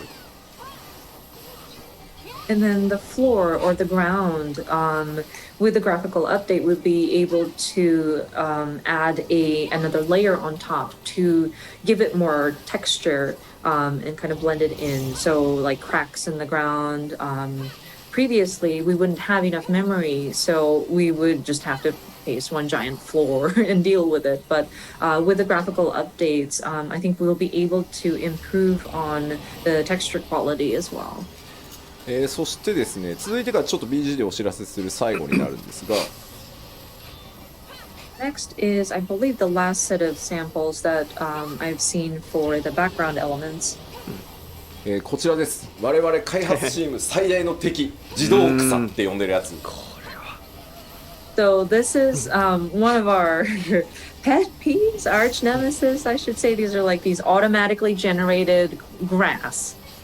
これがですねカットシーンのチェックをやってるとですね割り込んでくるんですよ。自動で生やされるんで、多分カットシーン作ったスタッフの時には生えてなかったんでしょうけど、はは僕がチェックする時は生えててですねこのジャギジャギがすごい入ってくるんですよカメラに。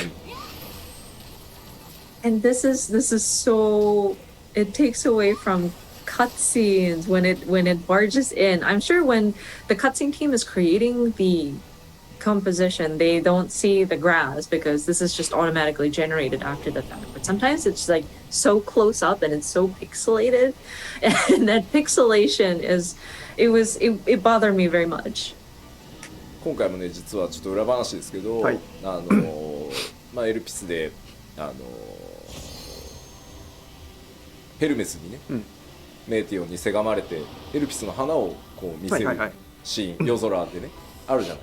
でヘルメスがこう仮面を外す、うんあそこがですね何度チェックしてても自動草が入ってくるんですよ。で頭にきたんでもう BG 班に頼んでこの辺もう草生やさない設定にしてくれって。あ、なるほど、除草剤を撒いてしまったんです。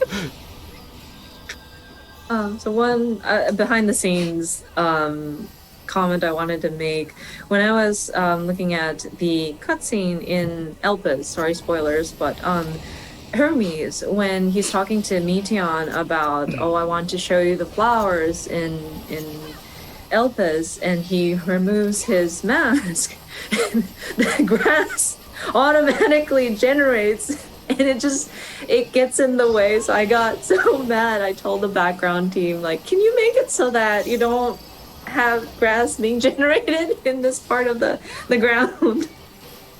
でそれがですね、今まだテスト中ですがこんな感じになります。はい。But that will be updated hopefully. Again, we're still testing, but this is a sample image of what it could look like. でまあ種類もね複数持てるようになるので、これね草原から上は何も手入れてないんですよ。向こうに見える木とか全く今のままなんですけど、まあ、こんなに変わるですよね。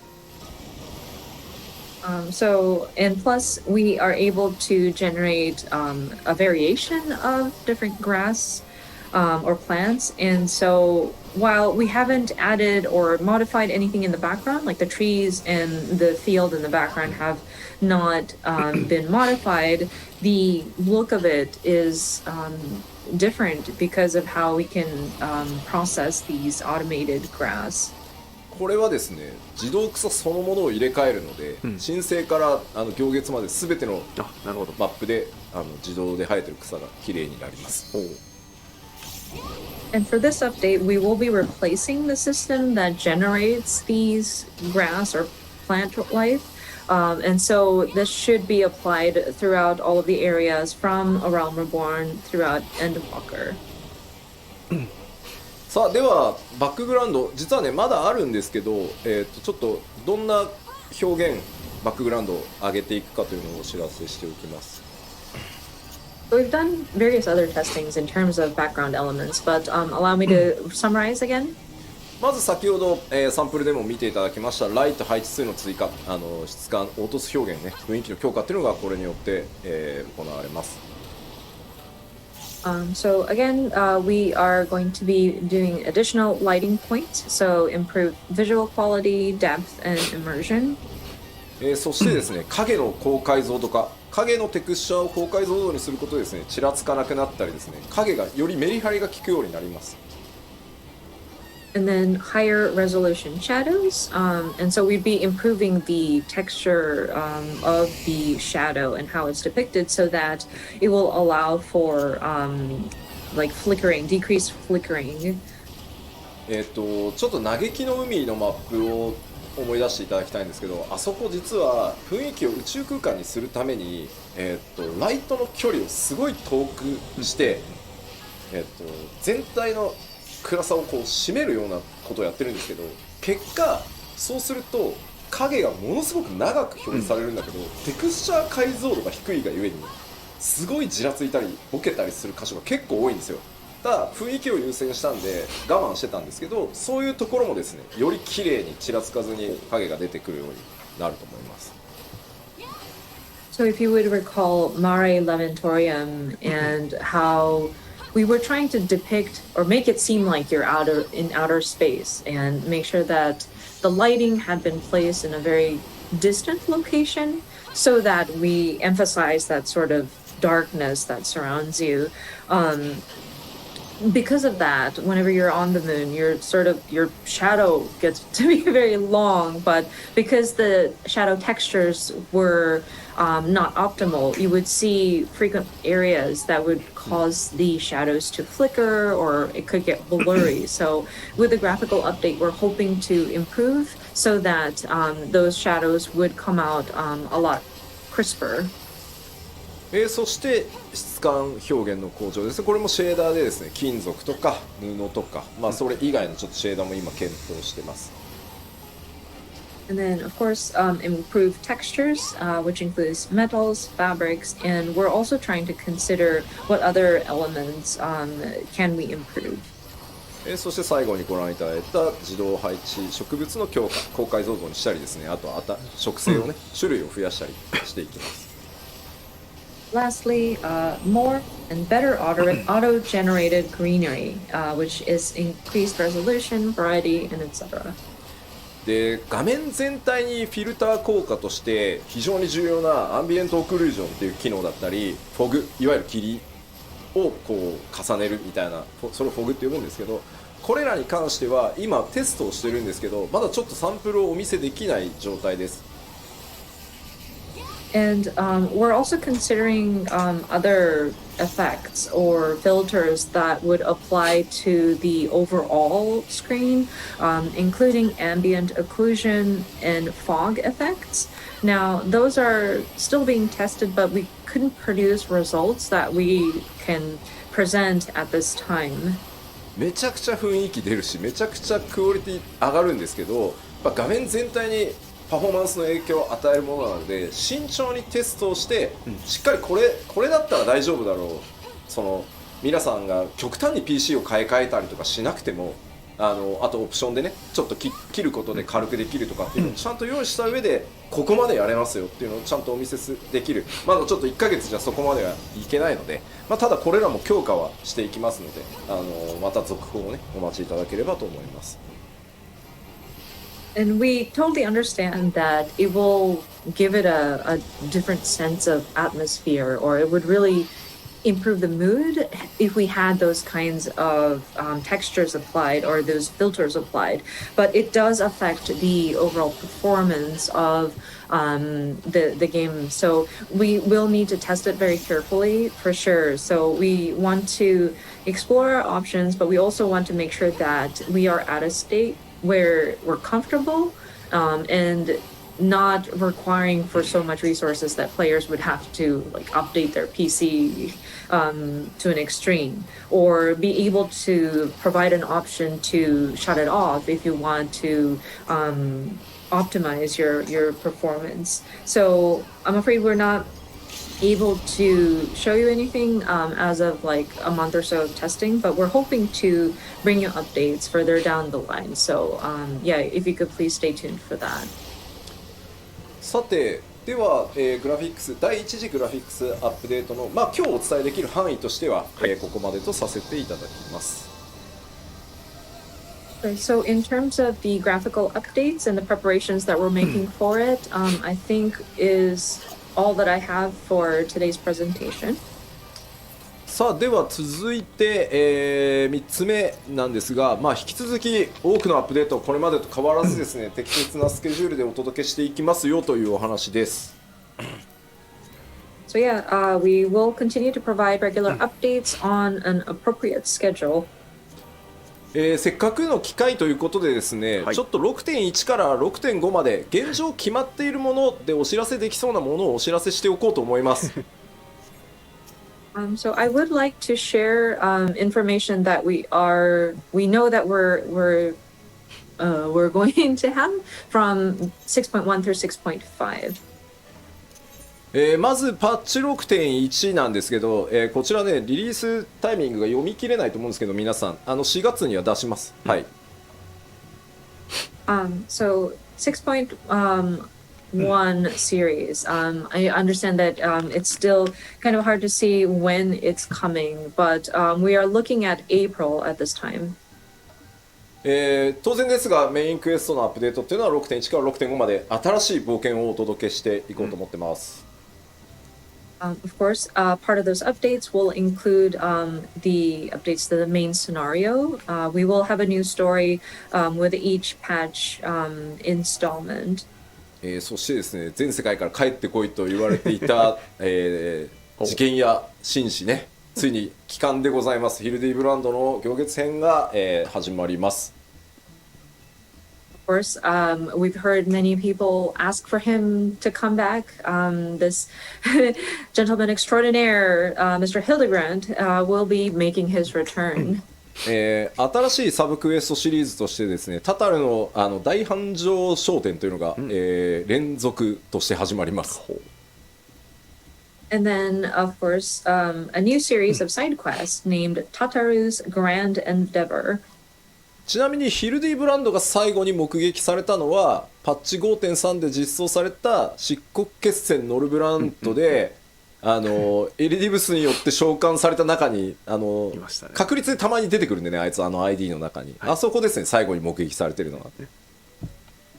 I believe the last last time Hildebrand was seen was in patch 5.3, the Hero's Gauntlet. And this is a random occurrence, so you may or may not have seen him. But when you are doing your Warrior of Light battle, he is one of the people that is summoned. さあどんな冒険とかね珍道中になるのかぜひ楽しみにお待ちください。But yeah, we hope you enjoy whatever odd adventures that he gets into. まあどんどんいきます。パッチ 6.1 まだまだあってですね、アライアンスレイドミソロジー・オブ・エオルゼア12神にまつわる物語ですねスタートします。Continuing with patch 6.1 updates, we will have our Alliance raid, Myths of the Realm, part 1, implemented. This is going to delve into or touch upon the mythos of the 12 gods.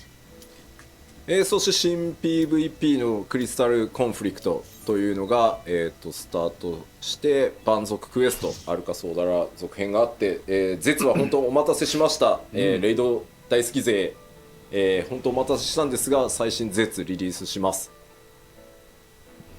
And so next is a new PvP, the Crystalline Conflict. We will have a new Beast Tribe quest, or like a new tribal quest, Arkasodara Tribe quest in their dailies, and then a new ultimate content. Thank you so much for your patience. Our new ultimate duty will be implemented as of 6.1. ゲームはねアルテマになりますがもうバランスチェックも終わっていて結構むずいですよ。And of course, we will finally be reopening the Unreal battles. Ultima's Bane will be what's coming for the next battle. We are currently testing this out, but it's quite challenging. アルテマウェポンってもともと結構初期に時間のない中で作られていて、IL が結構みんな上がってるんで、いろいろギミック無視できたりとか、被弾してもそんなになんですけどレベル90でバランス取り直してきっちりアイテムレベル確定させたらねやっぱ面白いしやりごたえあるなこれって感じでした。Of course, when we first designed the Ultima Weapon fight, it was done in a rush, and then by now I think people have raised their item level, so even if you take damage it's not as bad. But with the Unreal battles we have adjusted the boss fight so that it matches that of a level 90 player, so and we've kind of finalized the item level. So testing it out, I enjoyed it. It was a very interesting battle and it's very challenging for sure. でも今ちょっとコメントであったんだけど、蛮族クエストっていう蛮族って呼び方やめたいなっていうコメントがあって、確かにそうだね、ちょっと考え直そうメモっといてもらっていいかしら。はい表現変えていきましょう。There was a comment about the Beast Tribe quest, and it seems to not be very favorable to call it that. I know we're trying to shift it to say tribe quest, or like we're just calling it by the tribal name in the English, but we are going to try to figure out a better way to phrase it. そして絶なんですけど、はい。まあめっちゃ調整続いてるんですけど、お多分一番難しいと思うんで、やる方は覚悟をしておいてください。And I want to backtrack a little bit to the ultimate duty, the new ultimate duty, and we're balancing right now and making adjustments, but it's quite difficult. So if you're up for a challenge, that's fantastic. But yeah, it's going to take some. It's going to again be challenging. 絶は 6.11 かな。 Oh, I'm sorry. Ultimate would be not 6.1 but 6.11. So it's probably not at the same time as the major patch. まあ、メインシナリオをやったり、はいハウジングの抽選に応募したりとかすると思うので、2週間空けて出す予定かな。はい。We are hoping that players would enjoy the main scenario first, and then 6.1 is also when we open up the Ishgard housing. So I'm sure people will want to sign up for like housing plots. So we're going to wait 2 weeks after the launch of the major patch, and then release the ultimate duty. まだまだあってですね、6.1、まあ、さっきお伝えしたメインクエスト ID のフェイス対応 2.0 半やって、それ以外のID もちょっとグラフィックスの調整とかいろいろやってます。So continuing on with the 6.1 series updates, so the main quest, the trust system for A Realm Reborn patch 2.0 main scenario dungeons. そして新しいリワードシステムとしてですね、キャラクターカードっていうのの、システム実装が、ドーンと始まります。And then a new calling card style UI. So this is going to be a new reward type system that we plan to start implementing.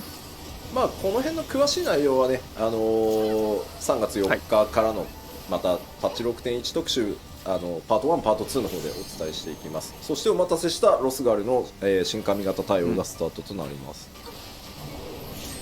So for this calling card style UI, this is something that we'll cover in our next two live letters.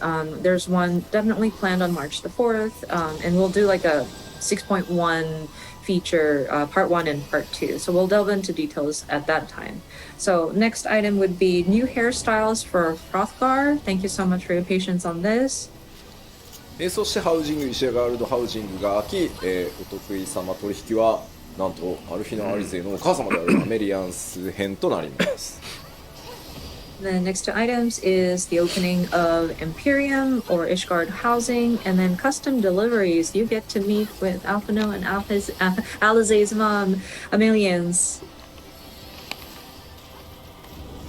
新 PVP はいつですか、まあ、またちょっと PLL で詳しく言いますけど、6.15 を予定してます。はい。We had a question about when is the new PvP going to go live. Again, we'll cover this in the upcoming other PLLs, but we are looking at 6.15 timing for that. まあそれ以外にもですね、透滅戦など多数のものが、まあ、透滅戦名前言えないですけどありますんで、ぜひご期待ください。ここまでが、まあ、6.1 のざっくり概要です。はい。And of course, new trials, we can't say what, but other assorted updates are planned for the 6.1 series. そして続いて 6.2 ですが、こんな感じになってて、まあ、一番の注目はやっぱりお知らせしていた、無人島開拓が 6.2 からスタートになります。So next up is the 6.2 series. This is one of the large, like the anticipated content, I believe, is the Island Sanctuary. That's when we're going to start opening this up. 昨日全体を一通りチェックしましたけど、めちゃくちゃでかいんで規模。だいぶね、組み上がってるんで、もう。I had the opportunity to check the overall sort of content yesterday, and it's quite large scale, but I think it's coming along nicely.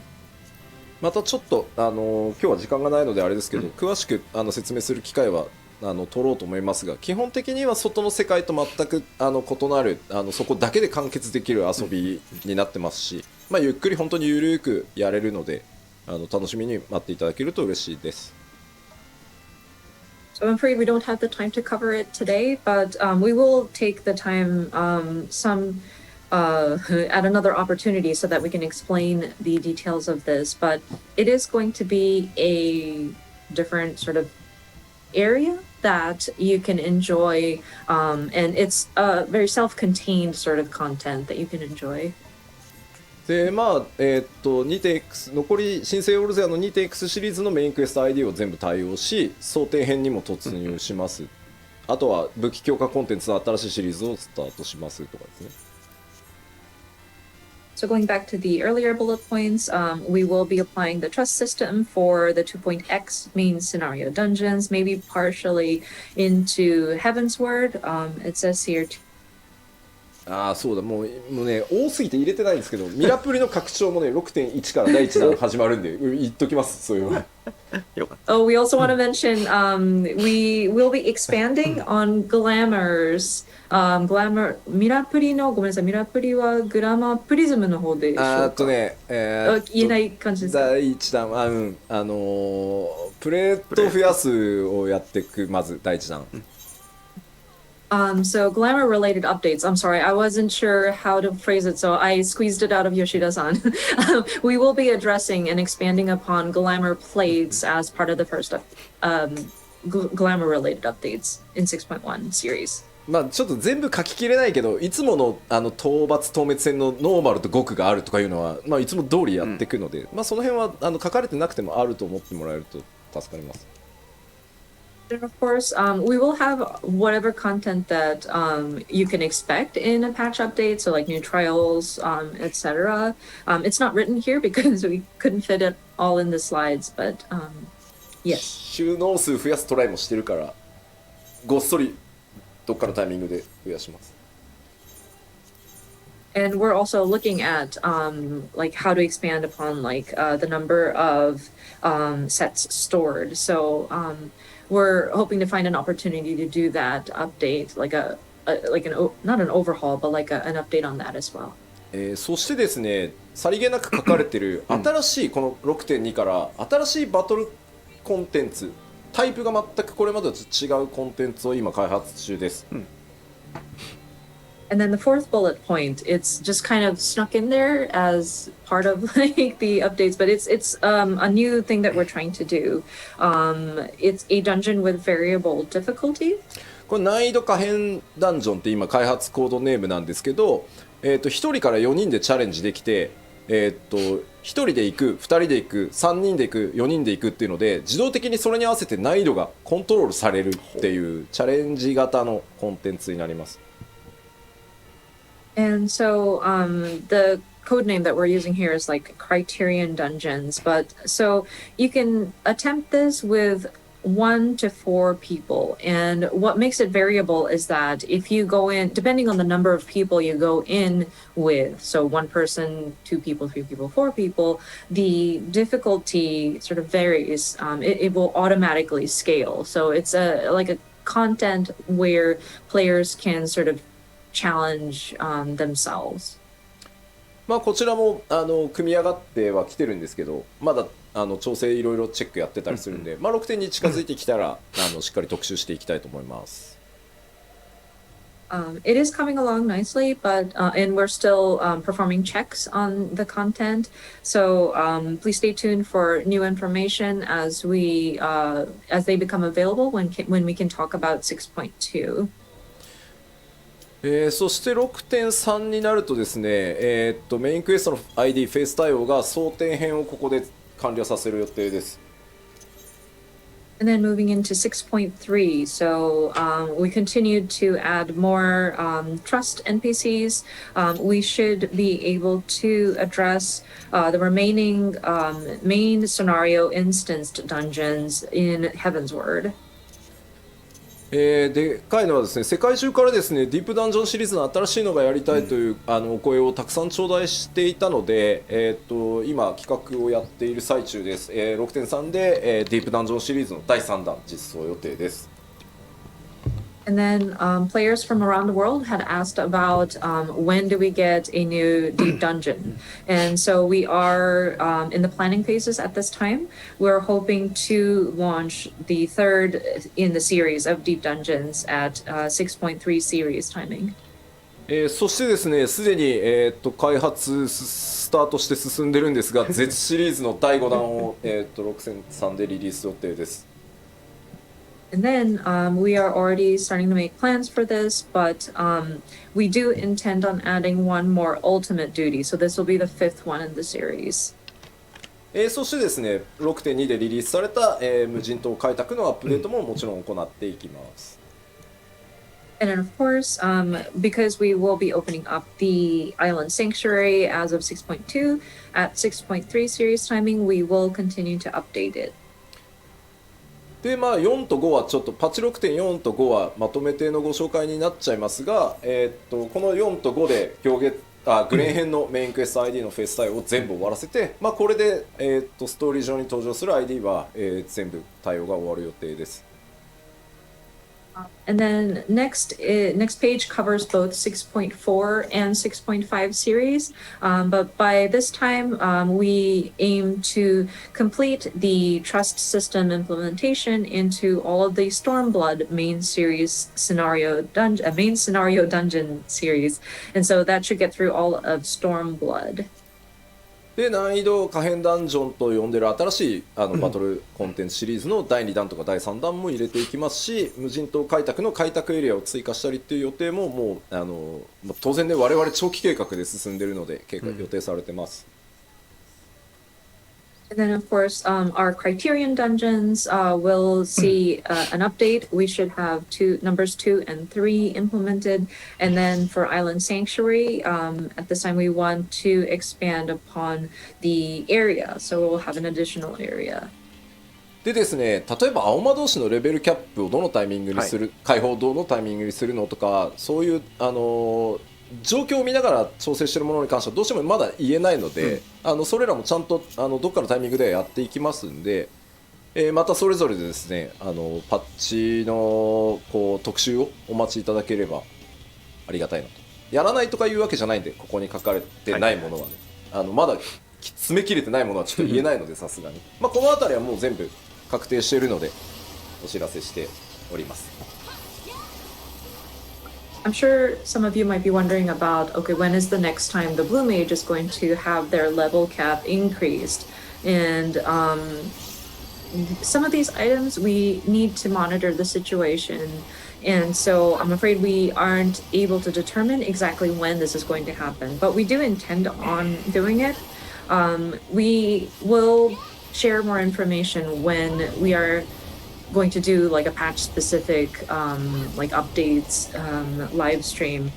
Please note that even if it's not written in the document, it doesn't mean that we're not going to do it. So yeah, there might be information that we're still in the planning phases and we weren't able to solidify at this time. So we will continue to look at the various existing content and provide updates when we can. まあなんかパッチ情報を出すとみんな細かいところあれはどうこれはどうってやっぱりなっちゃうね。まあ皆さんが思ってることは基本的にやってるんで大丈夫ですよ。I see that people in the comments are talking about various granular areas of patch updates, and I think it's safe to say that things that we know people are expecting in a regular update will more than likely be included. So I want to make sure that yeah, don't be worried. まあアルカスソーダラの次はどうなるの、種族ってどうなるのとかもう全部決まってます。ちゃんと毎パッチやっていくので、まああれかなこれかなって思いながら待っていただけると嬉しい。And the tribal quest beyond Arkasodara is, I'm sure, a mystery, but we have a plan. We do have like which group to focus in on, and we do want to have content available per each of the patch. So it'd be great if you could wait, or not wait, but like speculate, kind of imagine which tribe will we be focusing in on. あとゴールドソーサーも予定してるんですけど、お4になるか5になるかまだ決まってないんでちょっと待ってください。 And we do intend on making Gold Saucer updates, but we still haven't determined if it's going to be 6.4 or 6.5, so that's why we're not mentioning it at this time. さあというわけで変わらずですねモリモリでやっていきますよというお知らせでした。 But yeah, just wanted to go through all of these roadmaps just so that we know that we plan to continue providing very hefty updates. ただですね1個皆さんにこれを踏まえてですねちょっとお知らせをさせてください。 But with that being said, allow me to make one announcement. メジャーパッチのサイクルについてです。 And this is regarding the major patch cycle. これまでですね申請スタートからですね、ずっとできるだけこの 3.5 ヶ月に1メジャーパッチ配信っていうのを、目標に掲げてやってきました。 So of course, since the relaunch as A Realm Reborn, we've tried to keep this pace of one major patch update per every 3.5 months. でこれをですね本当申し訳ないんですが2週間プラスしてですね4ヶ月にさせてください。 And I'm terribly sorry to ask you of this, but we need to extend it by 2 weeks, and so we want to change it so that it's one major patch every 4 months.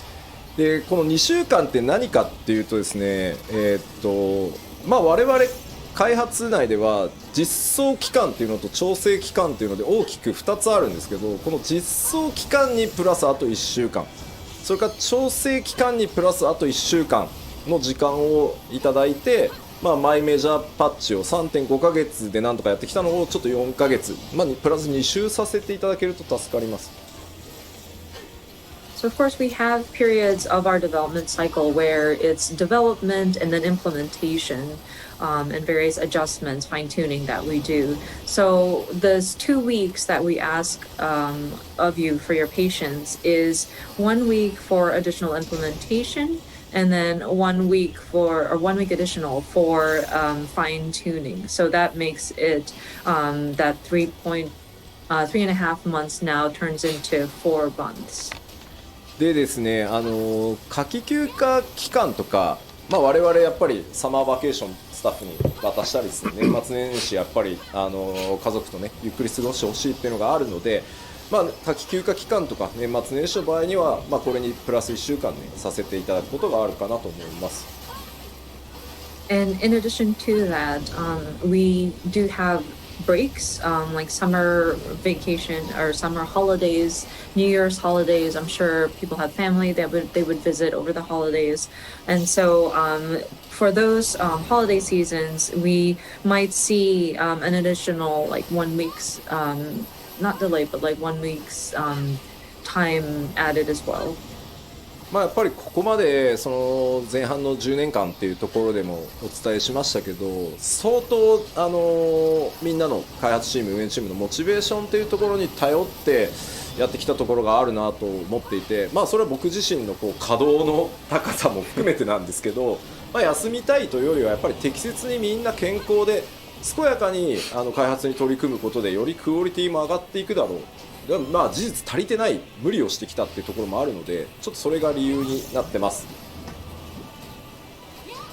As I explained in the first half, when we were looking back at our first 10 years, we really depended on the motivation of each of the developers that are on the team, and me included. I was moving around and very hands-on with my team, but looking at our schedule and how we work, I do want my team to be healthy and be able to sort of maintain a good level of quality because they are taking the necessary breaks.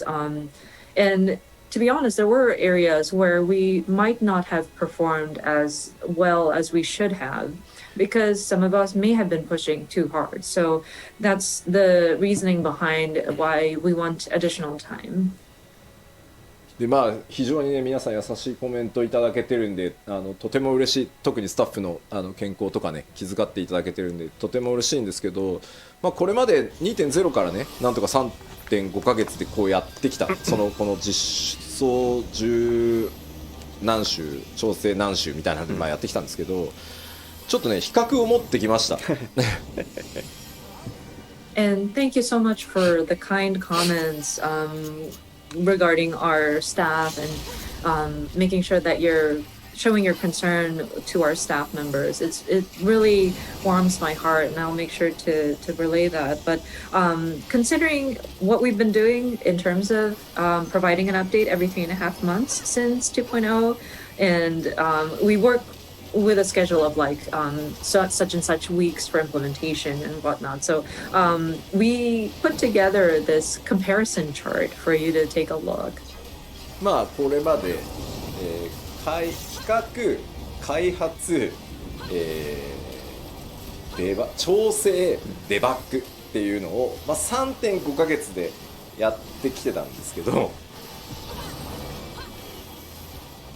Of course, our development largely is broken down to planning, development, adjustments, and debug. And this is some of the numbers that we've pulled up. まあ、パッチ 3.3 の時が左の列、5.3 の時が右の列です。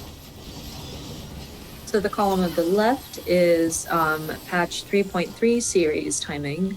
And then the column on the right is patch 5.3 series. まあ、コンテンツ数がねそこまで極端にってわけじゃないんですけど、やっぱジョブ数がまずね11だったのが18になってたり、ボス数が作ってるボス数がもう17から23って増えてるんですね。これ当然調整コストめちゃくちゃ増えてるんで。ましたな。So, I mean, the number of content, like types of content, may not have varied over the years. But if you look at, say, like the number of jobs, from patch 3.3, 11 jobs, we've now jumped up to 18 as of 5.3, which means a lot of different balance adjustments for those. Number of bosses have gone from 17 to 23. もちろんね開発スタッフっていうのも皆さんからいただいた月額課金で、まあ、どんどん採用してどんどん増やしていてチーム規模も当然上がってるんですけど、じゃあ人が増えればそんなに簡単に僕ら工場製品作ってるわけじゃないので量産が上がるかっていうとやっぱりそうではない。トレーニングも必要、経験も必要。やっぱりそんなスーパーエースたちが中川とか須藤とかがバンバン育っていくわけじゃないのでOf course, with our development team, thanks to the support via monthly submissions, our subscriptions from everybody, we are able to strengthen our team. We were able to hire additional staff. And so our team has definitely grown, but I mean, we're not in a factory manufacturing,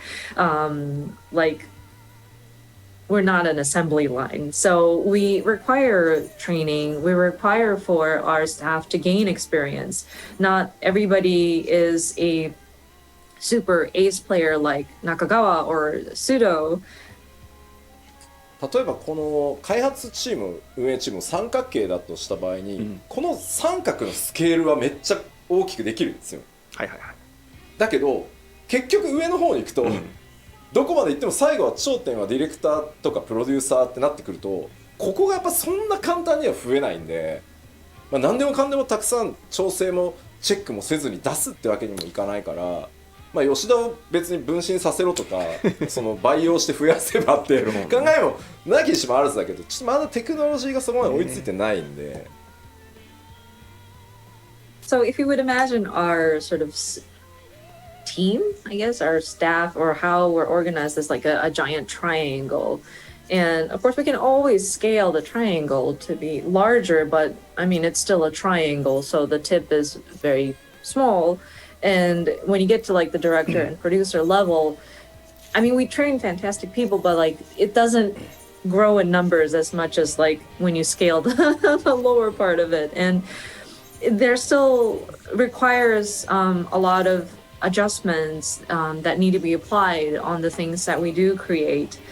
And of course, it would be awesome if we can create like multiples of Yoshida. Maybe if we can clone him or like, I don't know. But still, it is quite a challenge. 吉田にハイデリンキックして分割しようって言われてるけど、それ薄くなってんじゃん1吉田。一気に14個に。Somebody's saying, perform the Heidelin kick on Yoshida and sunder him, then we'll have 14 of him. But then, wait, no, but he's sundered, so he's like thinner. Like, you have a diluted version of him.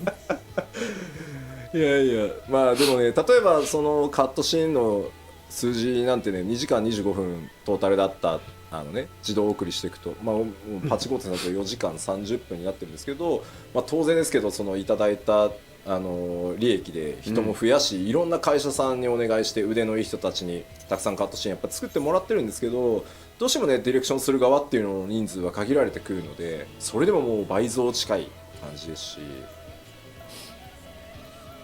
And if we look at the cutscenes, we went from 2 hours 25 minutes to 4 hours and 30 minutes. And this is like if you let the dialogue autoplay. But I mean, we have brought on many talented people onto our teams, but we still require somebody to look at the product that they create, and there needs to be a director that makes sure that we're aligned. もうなんか面白い、もうなんか能力の薄い吉田のただのやからやんけって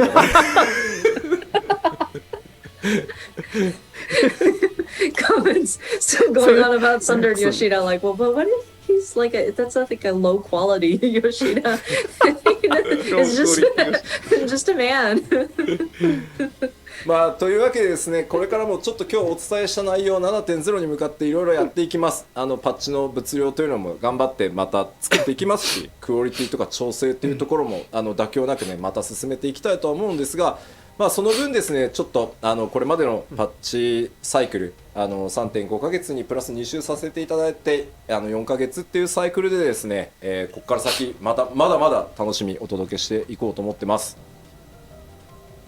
But yeah, we are making various plans leading up to 7.0, and we still want to continue bringing you the different patch updates. And so with the different elements that we implement, as well as the balancing that we do, the fine tuning, we don't want to compromise any of that. That's why we do want to continue producing the patches to the quality that we hold ourselves up to. So we do want to ask for that initial 2 weeks so that we will have the 4-month patch cycle. But we will continue to bring you regular updates.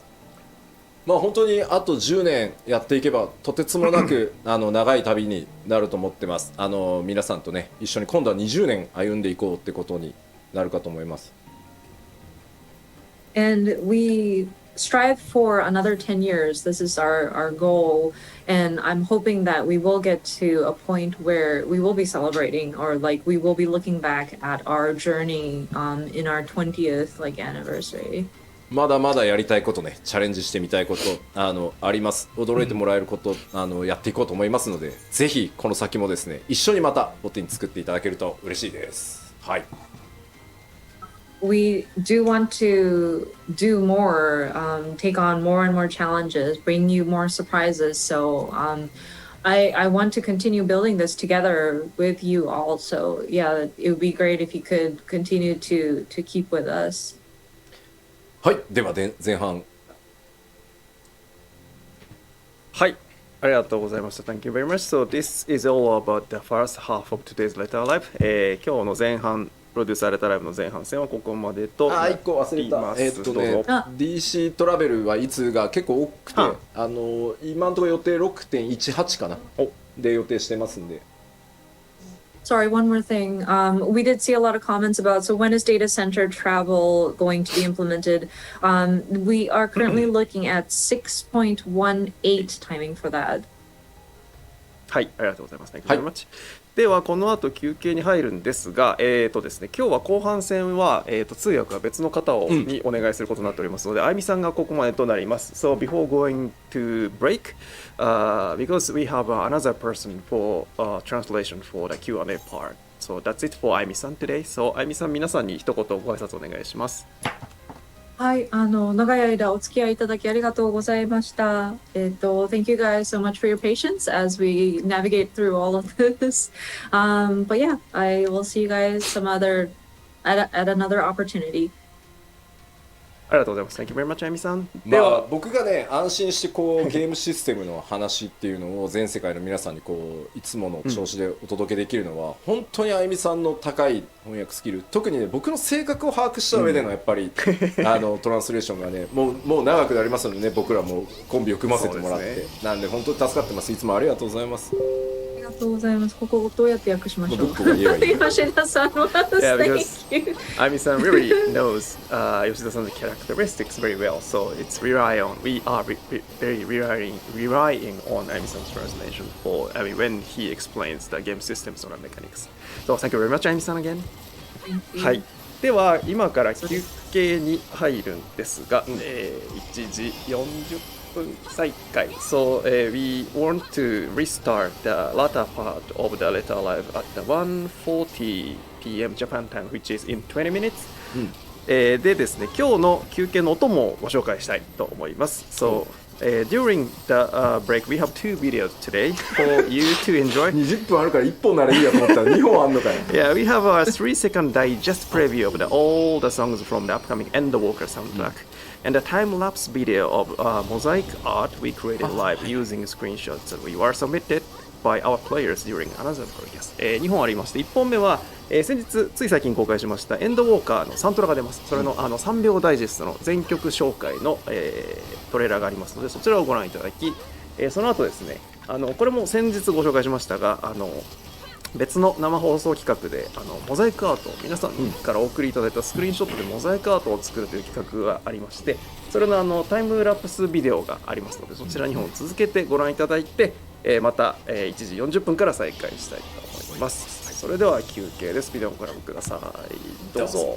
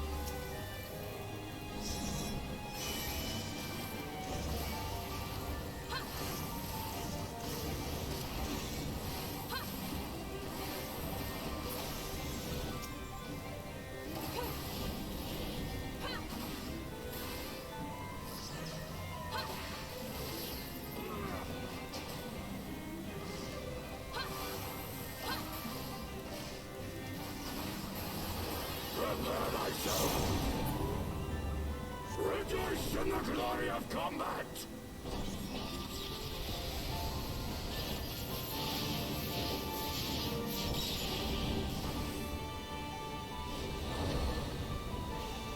Unyielding of the earth!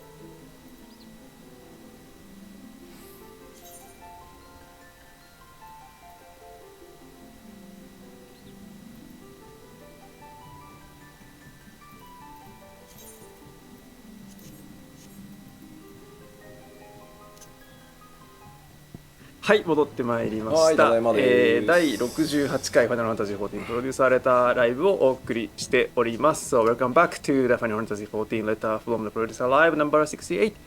で、後半戦は、ここからのお時間は、Q&A セッションということで、行月のフィナーレをプレイした経験から皆さんに質問をお送りくださいということで、事前にフォーラムでお送りいただいた質問をもとに吉田さんに答えていってもらおうということになっております。So for latter part of the today's letter live, we gathered lots of questions of all of you from the global players on official forums based on your gameplay through the Endwalker. So we have Yoshida-san to answer your question. ということで吉田さんよろしくお願いいたします。はい、よろしくお願いします。で後半戦ですが通訳にはローカライズチームのケイトさんにお越しいただきました。So for latter part, 吉田さん 's voice will be covered by ケイトさん from our localization team。皆さんご挨拶お願いします。はい、ローカライズのケイトです。よろしくお願いいたします。Hi, I'm Kate from the English localization team.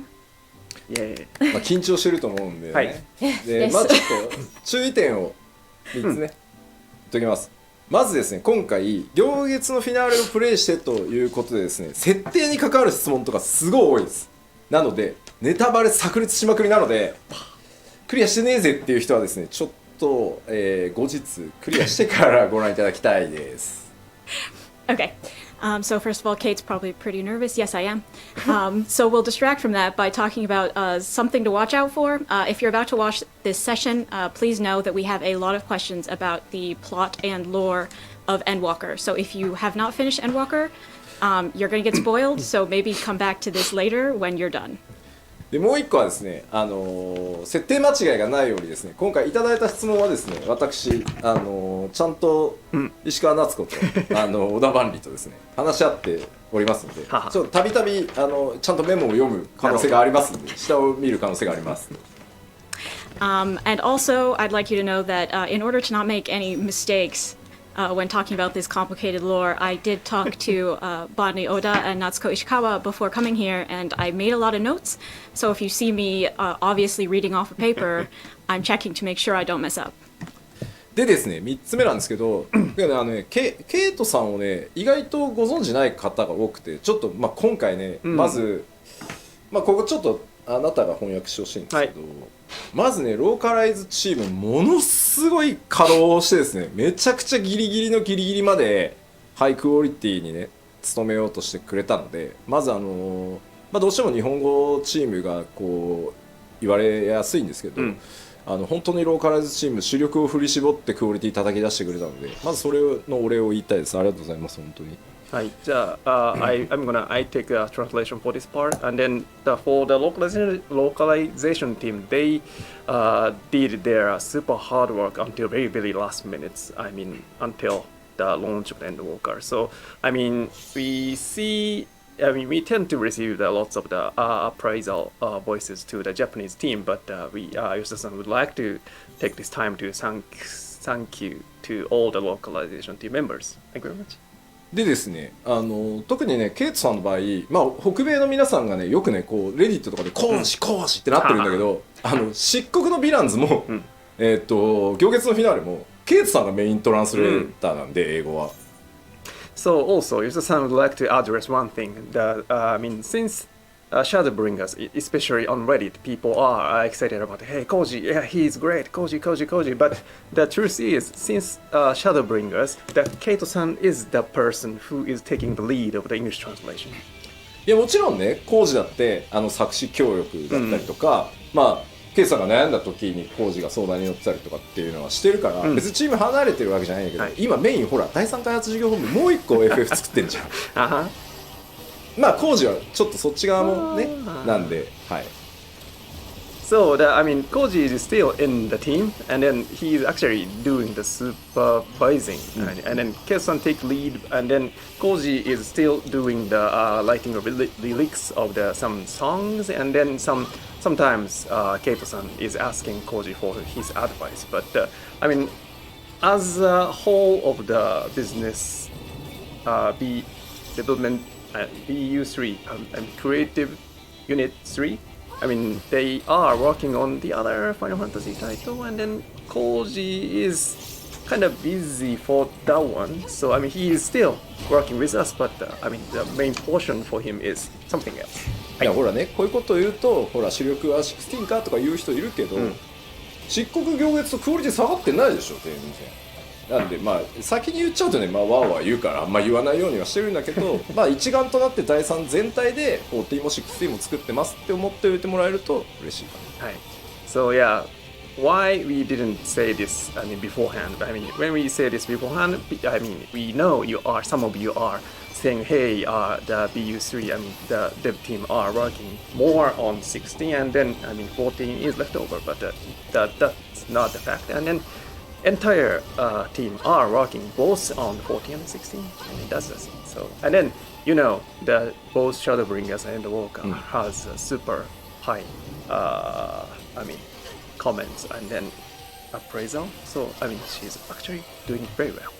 はい。というわけでじゃあ質問パートに入っていきましょう。はい。それでは質問 Q&A の方に行きたいと思います。So let's move to the Q&A. So the first part is scenario and lore stuff 最初はシナリオ設定に行きますので、ネタバレの方向でございますのでよろしくお願いします。お願いします。 So the first question is システムを説明します。はい私が英語で質問を言って日本語で質問を言います。はいその後吉田さんが日本語で回答したものをケイトさんが翻訳してくださいます。はい So let me quickly explain how it works. I read the question in English and Japanese, and then Yoshida-san answers in Japanese, and the Keito-san translate it into English. Yep. Okay, the first question is, I'm wondering what Azim was up to during the final days. Did they hear about what was going on from Bina? And how did they end up parting ways with Emmett Silk and Hitodeas? Will we learn more about Azim in the future? 古代世界を襲った週末の際、アゼムがどのように過ごしたのか気になります。ベーネスから週末のことを聞いていたのか、エメトセルクやヒトロダイオスとどう別れたのか、今後アゼムについて語られることはあるのでしょうか。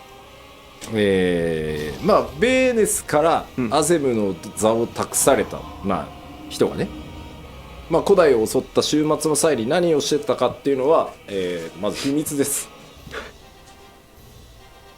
So what the Azim who took over the seat from Vinod did during the final days is a secret. で、まあいずれ語るかもしれないし語らないかもしれないです。ここは決めてないです。ただ何をしてたかはある程度は決めてます。はい。So we do sort of have an idea what they were up to, but we're not sure if we'll have a chance to talk about that in the future. で、ただまあ皆さんさ非化線だしまあもしかしたらねアゼムの分割された魂なのかな、みたいな予想も立ってると思うんですけど、まあその皆さんだったら仮にまあ告げられたとしたらどう行動するかっていうのを想像してみれば大体まあ近いんじゃないかなみたいな気はしますけどね。はい。However, I also think because you are all the warriors of light yourselves, probably what you imagine when you think, okay, if I was Azim, what would I have done if Vinod had told me this? That's probably pretty close to the truth. これはね、ハウジングしてたかとかさ、麻雀かなとかさ、そのお使いに走り回ってただろうなとか、いろんなコメントがあるじゃない？だからまあきっとまあその中に近しいものがもしかしたらあるのかもね。For instance, we have people saying, I don't know, play around with housing, like do some mahjong. If you think so, then yeah, that's probably what happened. はい、はい、ありがとうございます。以上です。では次いきます。Moving to the next questions. Why did Xenos dream of Armor's final days? Also, how did he come to be a Reaper and learn to manipulate his avatar in time before 6.0? ゼノスが以前に週末のアーモロートの夢を見ていたのはなぜでしょうか、また彼が 6.0 までの間にリーパーになりアバターを刺激できるようになっていた経緯も知りたいです。なるほど。まずちょっと思い出していただきたいんですけど、ゼノスの父親はバリスでしょ、でバリスの祖父に当たるのはソル帝ですね。ソルですね。So the first thing you need to remember is that Xenos' father is Varys and his grandfather is Solus. でソルはまあそもそもエメトセルクなので、ゼノスはエメトセルクの血縁者、まあひ孫に当たるのかな。So if you think about it, you know, Solus is Emmett Selk, which makes Xenos a direct descendant of Emmett Selk, like his grandson or so. でこういうなんていうんだろう DNA の特殊性って、まあ、必ずまっすぐ受け継がれるわけじゃなくてこう突然こうなんだろう思い出したかのように発言したりすると思うので、まあ、その辺をイメージするとちょっとなんとなく見えてくるんじゃないかなとは思います。If you think about, you know, how sometimes when things are passed down through DNA, they don't appear in every generation, but eventually it suddenly remembers. If you think about it like that, maybe you can sort of understand what happened here. でまあ漆黒秘話の中にも、本当サイドオブサイドのストーリーですけど、まあヒントがあるのでちょっとクリアした今ね改めて漆黒秘話とかを見直してみるのもいいかもしれないですね。Obviously, this is a side story, but if you look at our Tales from the Shadows, you may find another hint in there. So perhaps right now is a good time to go reread those stories. でリーパーになってアバターっていうのはね、まさかこの質問が来るとは思ってなかった。とても良い質問なんですけど、なんか話せないです。As for how Xenos became a Reaper and got to use his avatar, I didn't actually imagine anyone would ask this right now. It's a very good question. Unfortunately, I am bound to silence on this matter. 考えてなかったわけじゃないですけど話せないです。話せないものは話せない。It's not that I've not thought about this, but I absolutely can't tell you right now. ありがとうございます。Thank you very much. Okay, so next one. I'd be interested to know how the unsundered Asians, Zora Blair, Elidibus, and Emmett Silk, avoided being kicked into 14 pieces by Heidling. オリジナルと呼ばれるアシエン、ラハブレア、エリディブス、エメトセルクだけがハイデリンキックを逃れ14分割されなかった理由が知りたいです。テキストをちょっと思い出していただきたいんですけど、物語行月の最終盤でエメトセルクが、この時代まで私を残したのはっていうセリフをまず言ってるんですね。So if you think back to the text, towards the end, Emmett Selk did imply that Vinal let him live on purpose. なのでそのハイデリンがかつて放ったその光の一撃っていうものには、エメットセルクならギリギリかわせるだろうなっていう、加減が入ってます。So in fact, she did intentionally leave a tiny flaw in her sundering attack, a crack that Emmett Selk, being Emmett Selk, could find a way to wiggle through. これね、なんて言ったらいいんだろうな。加減って力を加減してるのとはちょっと違って、意図的にこれを使えばっていう、ニュアンスだと思ってもらえればいいです。It's sort of like, yes, it was a very powerful attack, but intentionally, she chose to do it in this fashion. ただシナリオ中でも語られている通り、その光の一撃ってハイデリンにとっても本当にギリギリ視力を振り絞っての一撃だったので、加減までしてる余裕はなかったので、なんとか彼ならやってくれるだろうっていう、賭けみたいなものですね。So we said this in the actual game as well, though, which is that, when Heidelin did this attack, it was a very strong attack. It was the limit of her power, so she couldn't really fine-tune it. So, as intentional as this was, when she did her big, massive light attack and sundered the world, she couldn't guarantee that Emmett Selk would live. She was kind of making a gamble. でその光の一撃が放たれる時にエメット・セルクは、その場に居合わせたラハブレアとゾディアークの核から抜け落ちてきていたエリディブスらしきものと協力して一時的に次元の狭間に逃げることで、それをかわしたっていうことになってます。But in fact, what happened was at the time that Heidelin performed the sundering, Emmett Selk was with La Habrea and Elidibus-ish. It was the Elidibus that had come out from Zodiark, so a little bit different from the original version. But nevertheless, he had those two, and he joined forces with them. And then that's how they escaped into the rift without being sundered. エリディブスはね、ゾディアークの核から抜け落ちてきた時に記憶もいくつも失ってるし、この辺りちょっと漆黒秘話でもフォローされてますけど、5.3 のラストでね、エリディブスも失ってるものが多いっていうこともあって、ただ居合わせたオリジナル3人が、協力してたっていう感じですね。Yeah, I mean, you may recall, if you've read Tales from the Shadows, that Elidibus, when he came out of Zodiark, he had sort of lost some of his memories, some parts of himself, and that's sort of the point in 5.3. By the time he dies, we sort of know that, he's lost a lot as well, just like Emmett Selk. But yeah, that's how the Unsundered got out, was by working together. その3人だけ世界に放たれた頭割り攻撃から頭割りに入らなかったって言われてるシェアダメージ。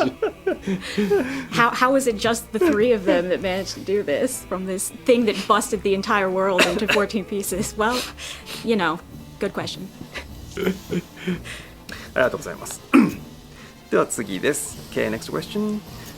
Are there sundered Asians other than Fandaniel or Black Master Asians of lower rank still around? I'd also like to know which Asians those two red masks that Gaius carries around belong to. なるほど。ファダニエル以外の転生組アシエンや黒い仮面のカイアシエンたちはまだ残っているのでしょうか。あとできればガイウスに駆られた赤仮面のアシエン2人が誰なのかも教えてほしいです。細かいなとこですねろをしっかり見てくださってますね。転生組のアシエンはまだ確かにまだ何人か残ってるかもしれないですね。That is a really good question, and wow, you guys are paying close attention to this game.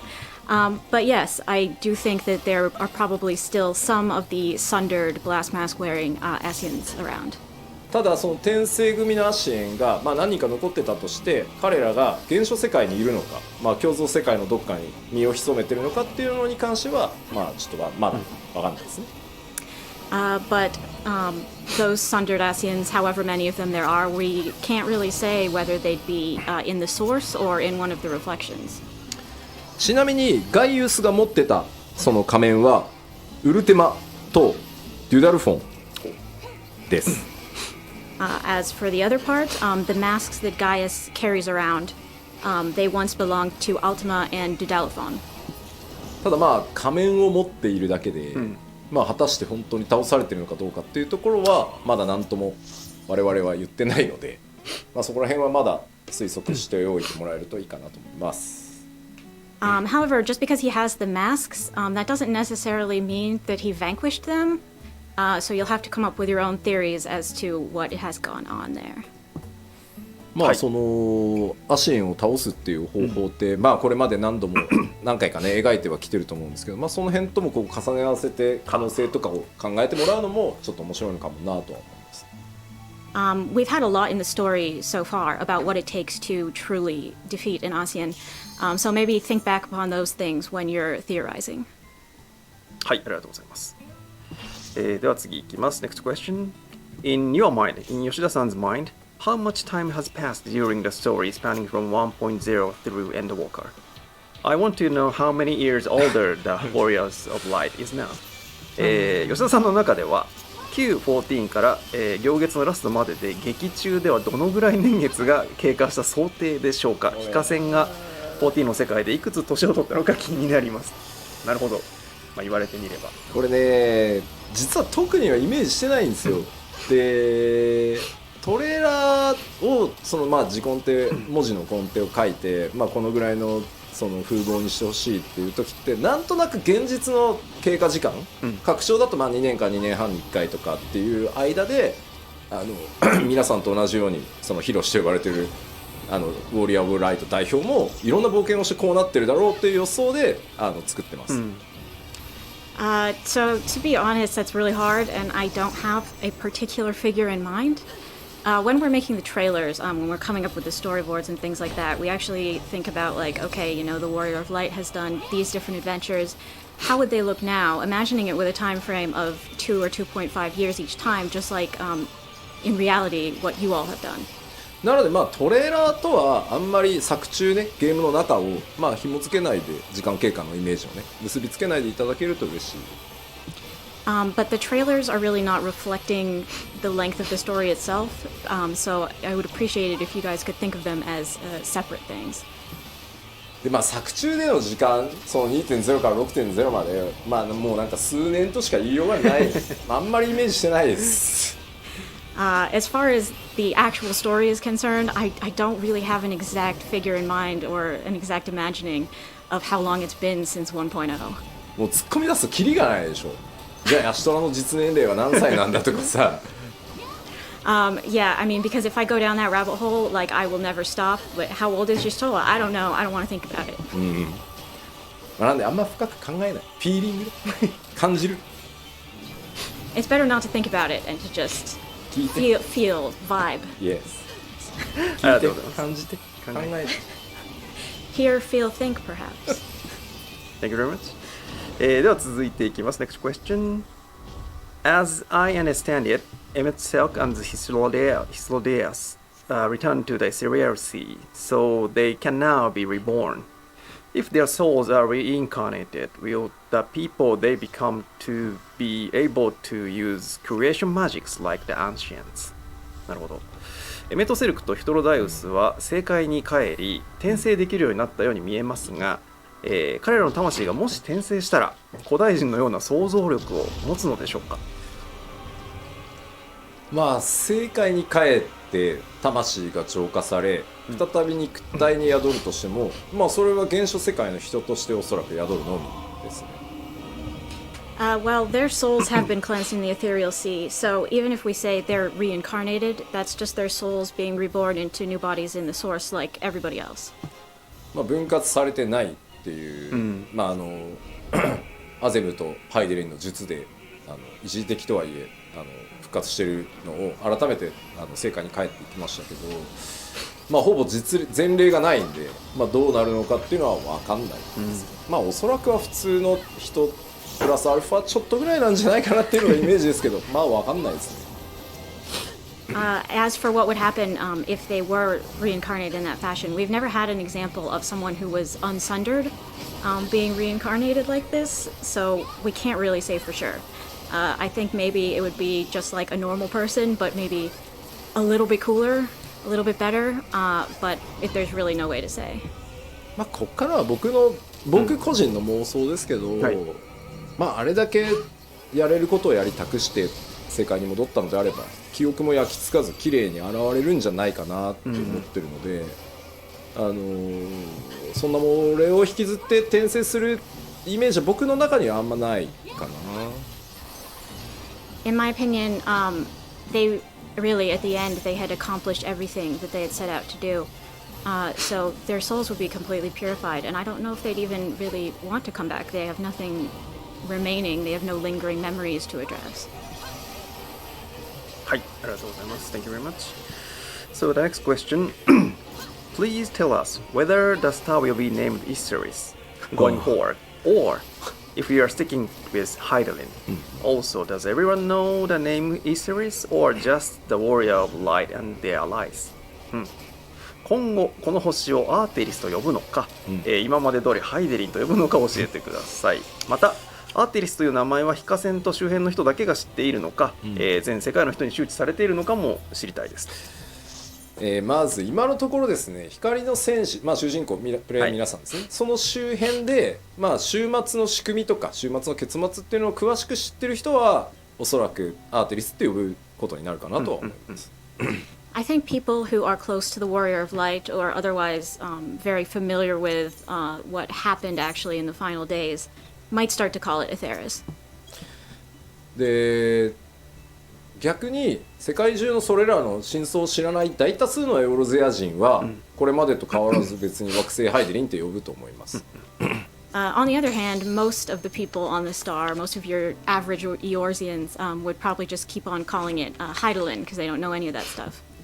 まあ、ただそもそも東方の人たちとかそれから新大陸にいるような人たちっていうのはもともと惑星ハイデリンと呼んでない地域もあるので統一されてないんですよ世界で。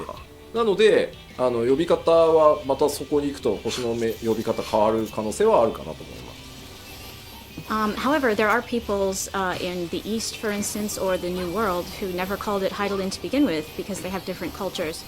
So if we visit those areas, we might find another name entirely. まあ一番実は困ってるのは宣伝チームじゃないかっていう気がします。I think the people who are going to be struggling with this the most is PR team. だってこう新規向けにさすでに惑星ハイデリンを巡る冒険があって言ってさ光の戦士たちがさいや分かってねえなアーテリスだろみたいなツッコミを受ける可能性もあるしさLike now if you make catch copy that says like oh a grand adventure on Hydaelyn, then the Warriors of Light are just going to be like did no one tell them? すでにねエンドウォーカー前の時点でエオルゼアなのかハイデリンか問題っていうのがすでに PR チームありましたよね。We already, I mean, the PR team already had a problem on if we call it Elzea or Hydaelyn. Yeah, the bigger question. はい Alright, thank you very much. 次の質問、シンプルなやつ来ました。The very simple question. Will Xenos come back to life again? ゼノスはもう復活しませんか？まあ彼の肉体は、まあ、世界の果てでもなければそのなんだろう今みんなが活動してる場所でもない世界の割と断りとは切り離された空間にまあ放置されてるっていう状態ですね。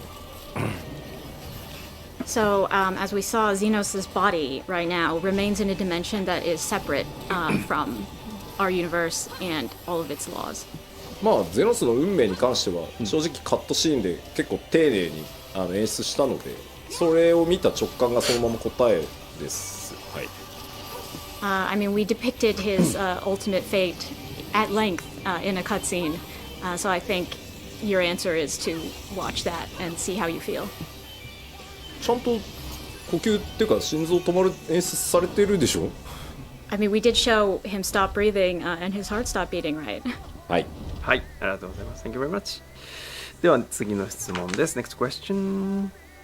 If you look at the source and its reflections today, they are inhabited by various races such as Mikote, Aura, Lalafels, and the like. However, all the ancients seem to be of a hare-like race. Is there a lore regarding how mankind came to have such varied appearances? なるほど。現在の現象世界、共造世界にはミコッテ、アウラ、ララフェルなど様々な外見の人がいますが、古代世界にはヒューラン風の人しか存在していないように見えます。今のようにいろんな外見の人が現れた理由について設定があれば教えてください。全然質問が頭に入ってこなかった。コメントでさ、ごめんね、はい、本当に。いやまあゼノスがさ「友よ無人島で待っていたぞ」っていうのを見ちゃってさIt's really distracting because I'm looking at the comments and everyone is writing like Xeno stuff like my enemy, my friend. So Welcome to our island. 無人島だっつってんだろ。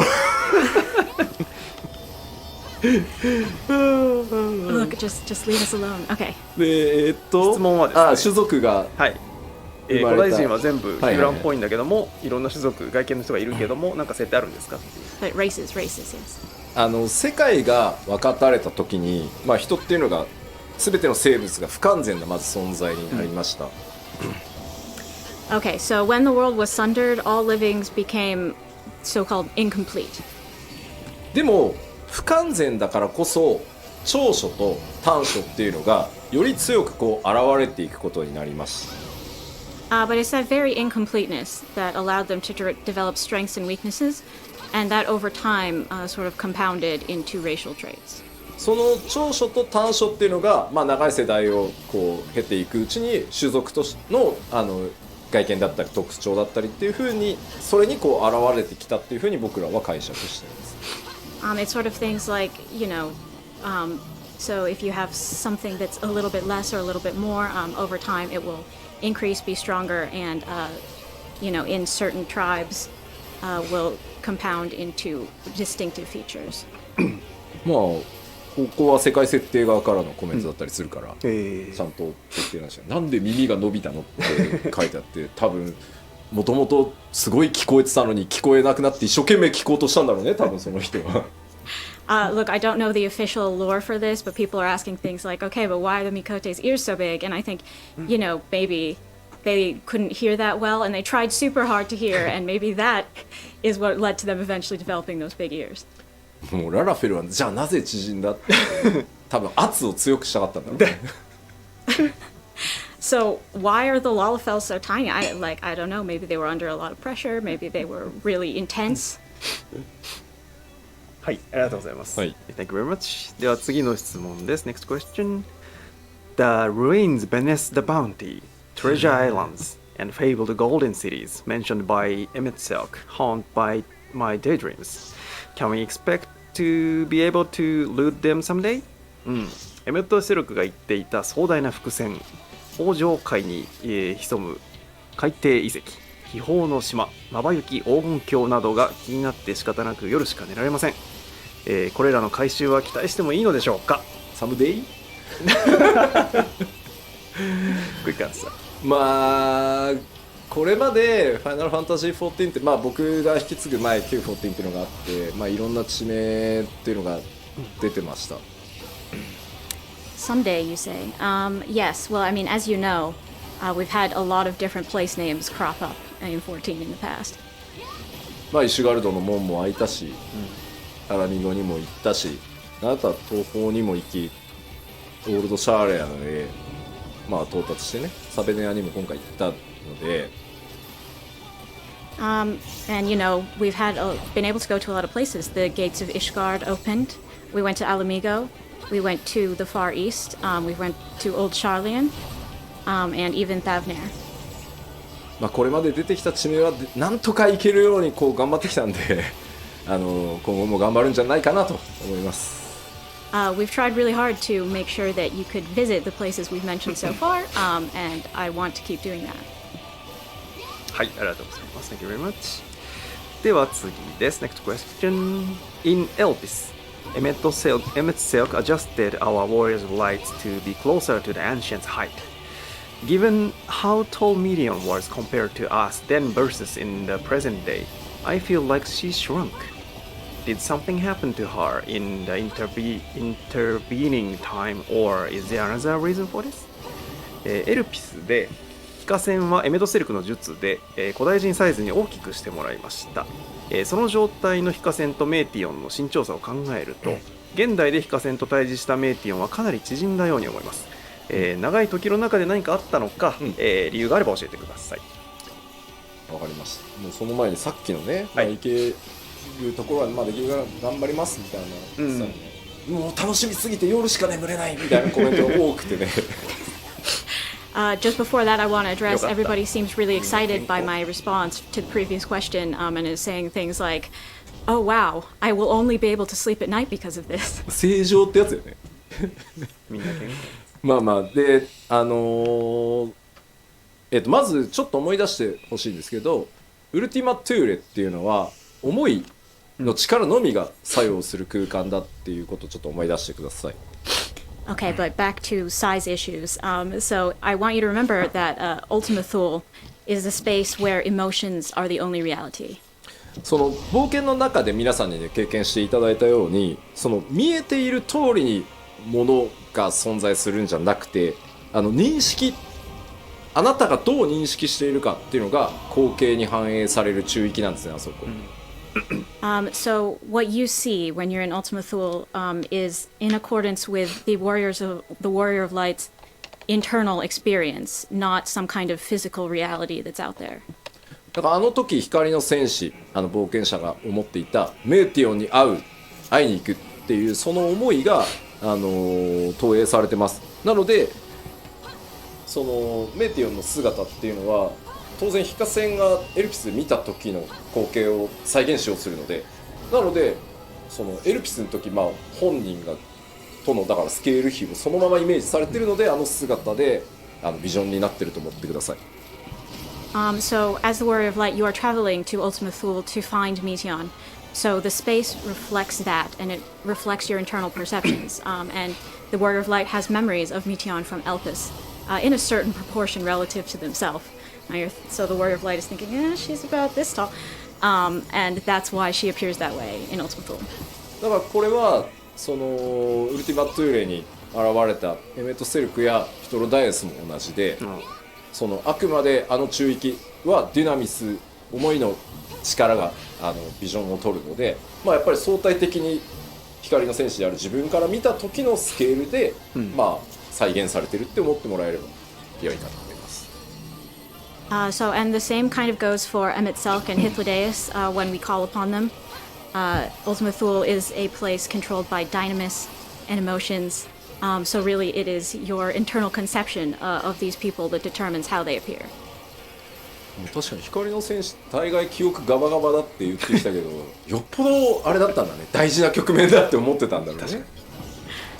This might make you judge the Warrior of Light just a little bit, but this is how it's remembered to them. はい。はい、ありがとうございます。Thank you very much. So the next question is, I wanted to harvest some Savnarian onions while I was in Savnair. Where are they keeping them? サベネア島でサベネアの野菜を採集したかったです。どのあたりに生息しているのでしょうか。なるほど。こちらはですね、世界設定に確認してまいりました。I asked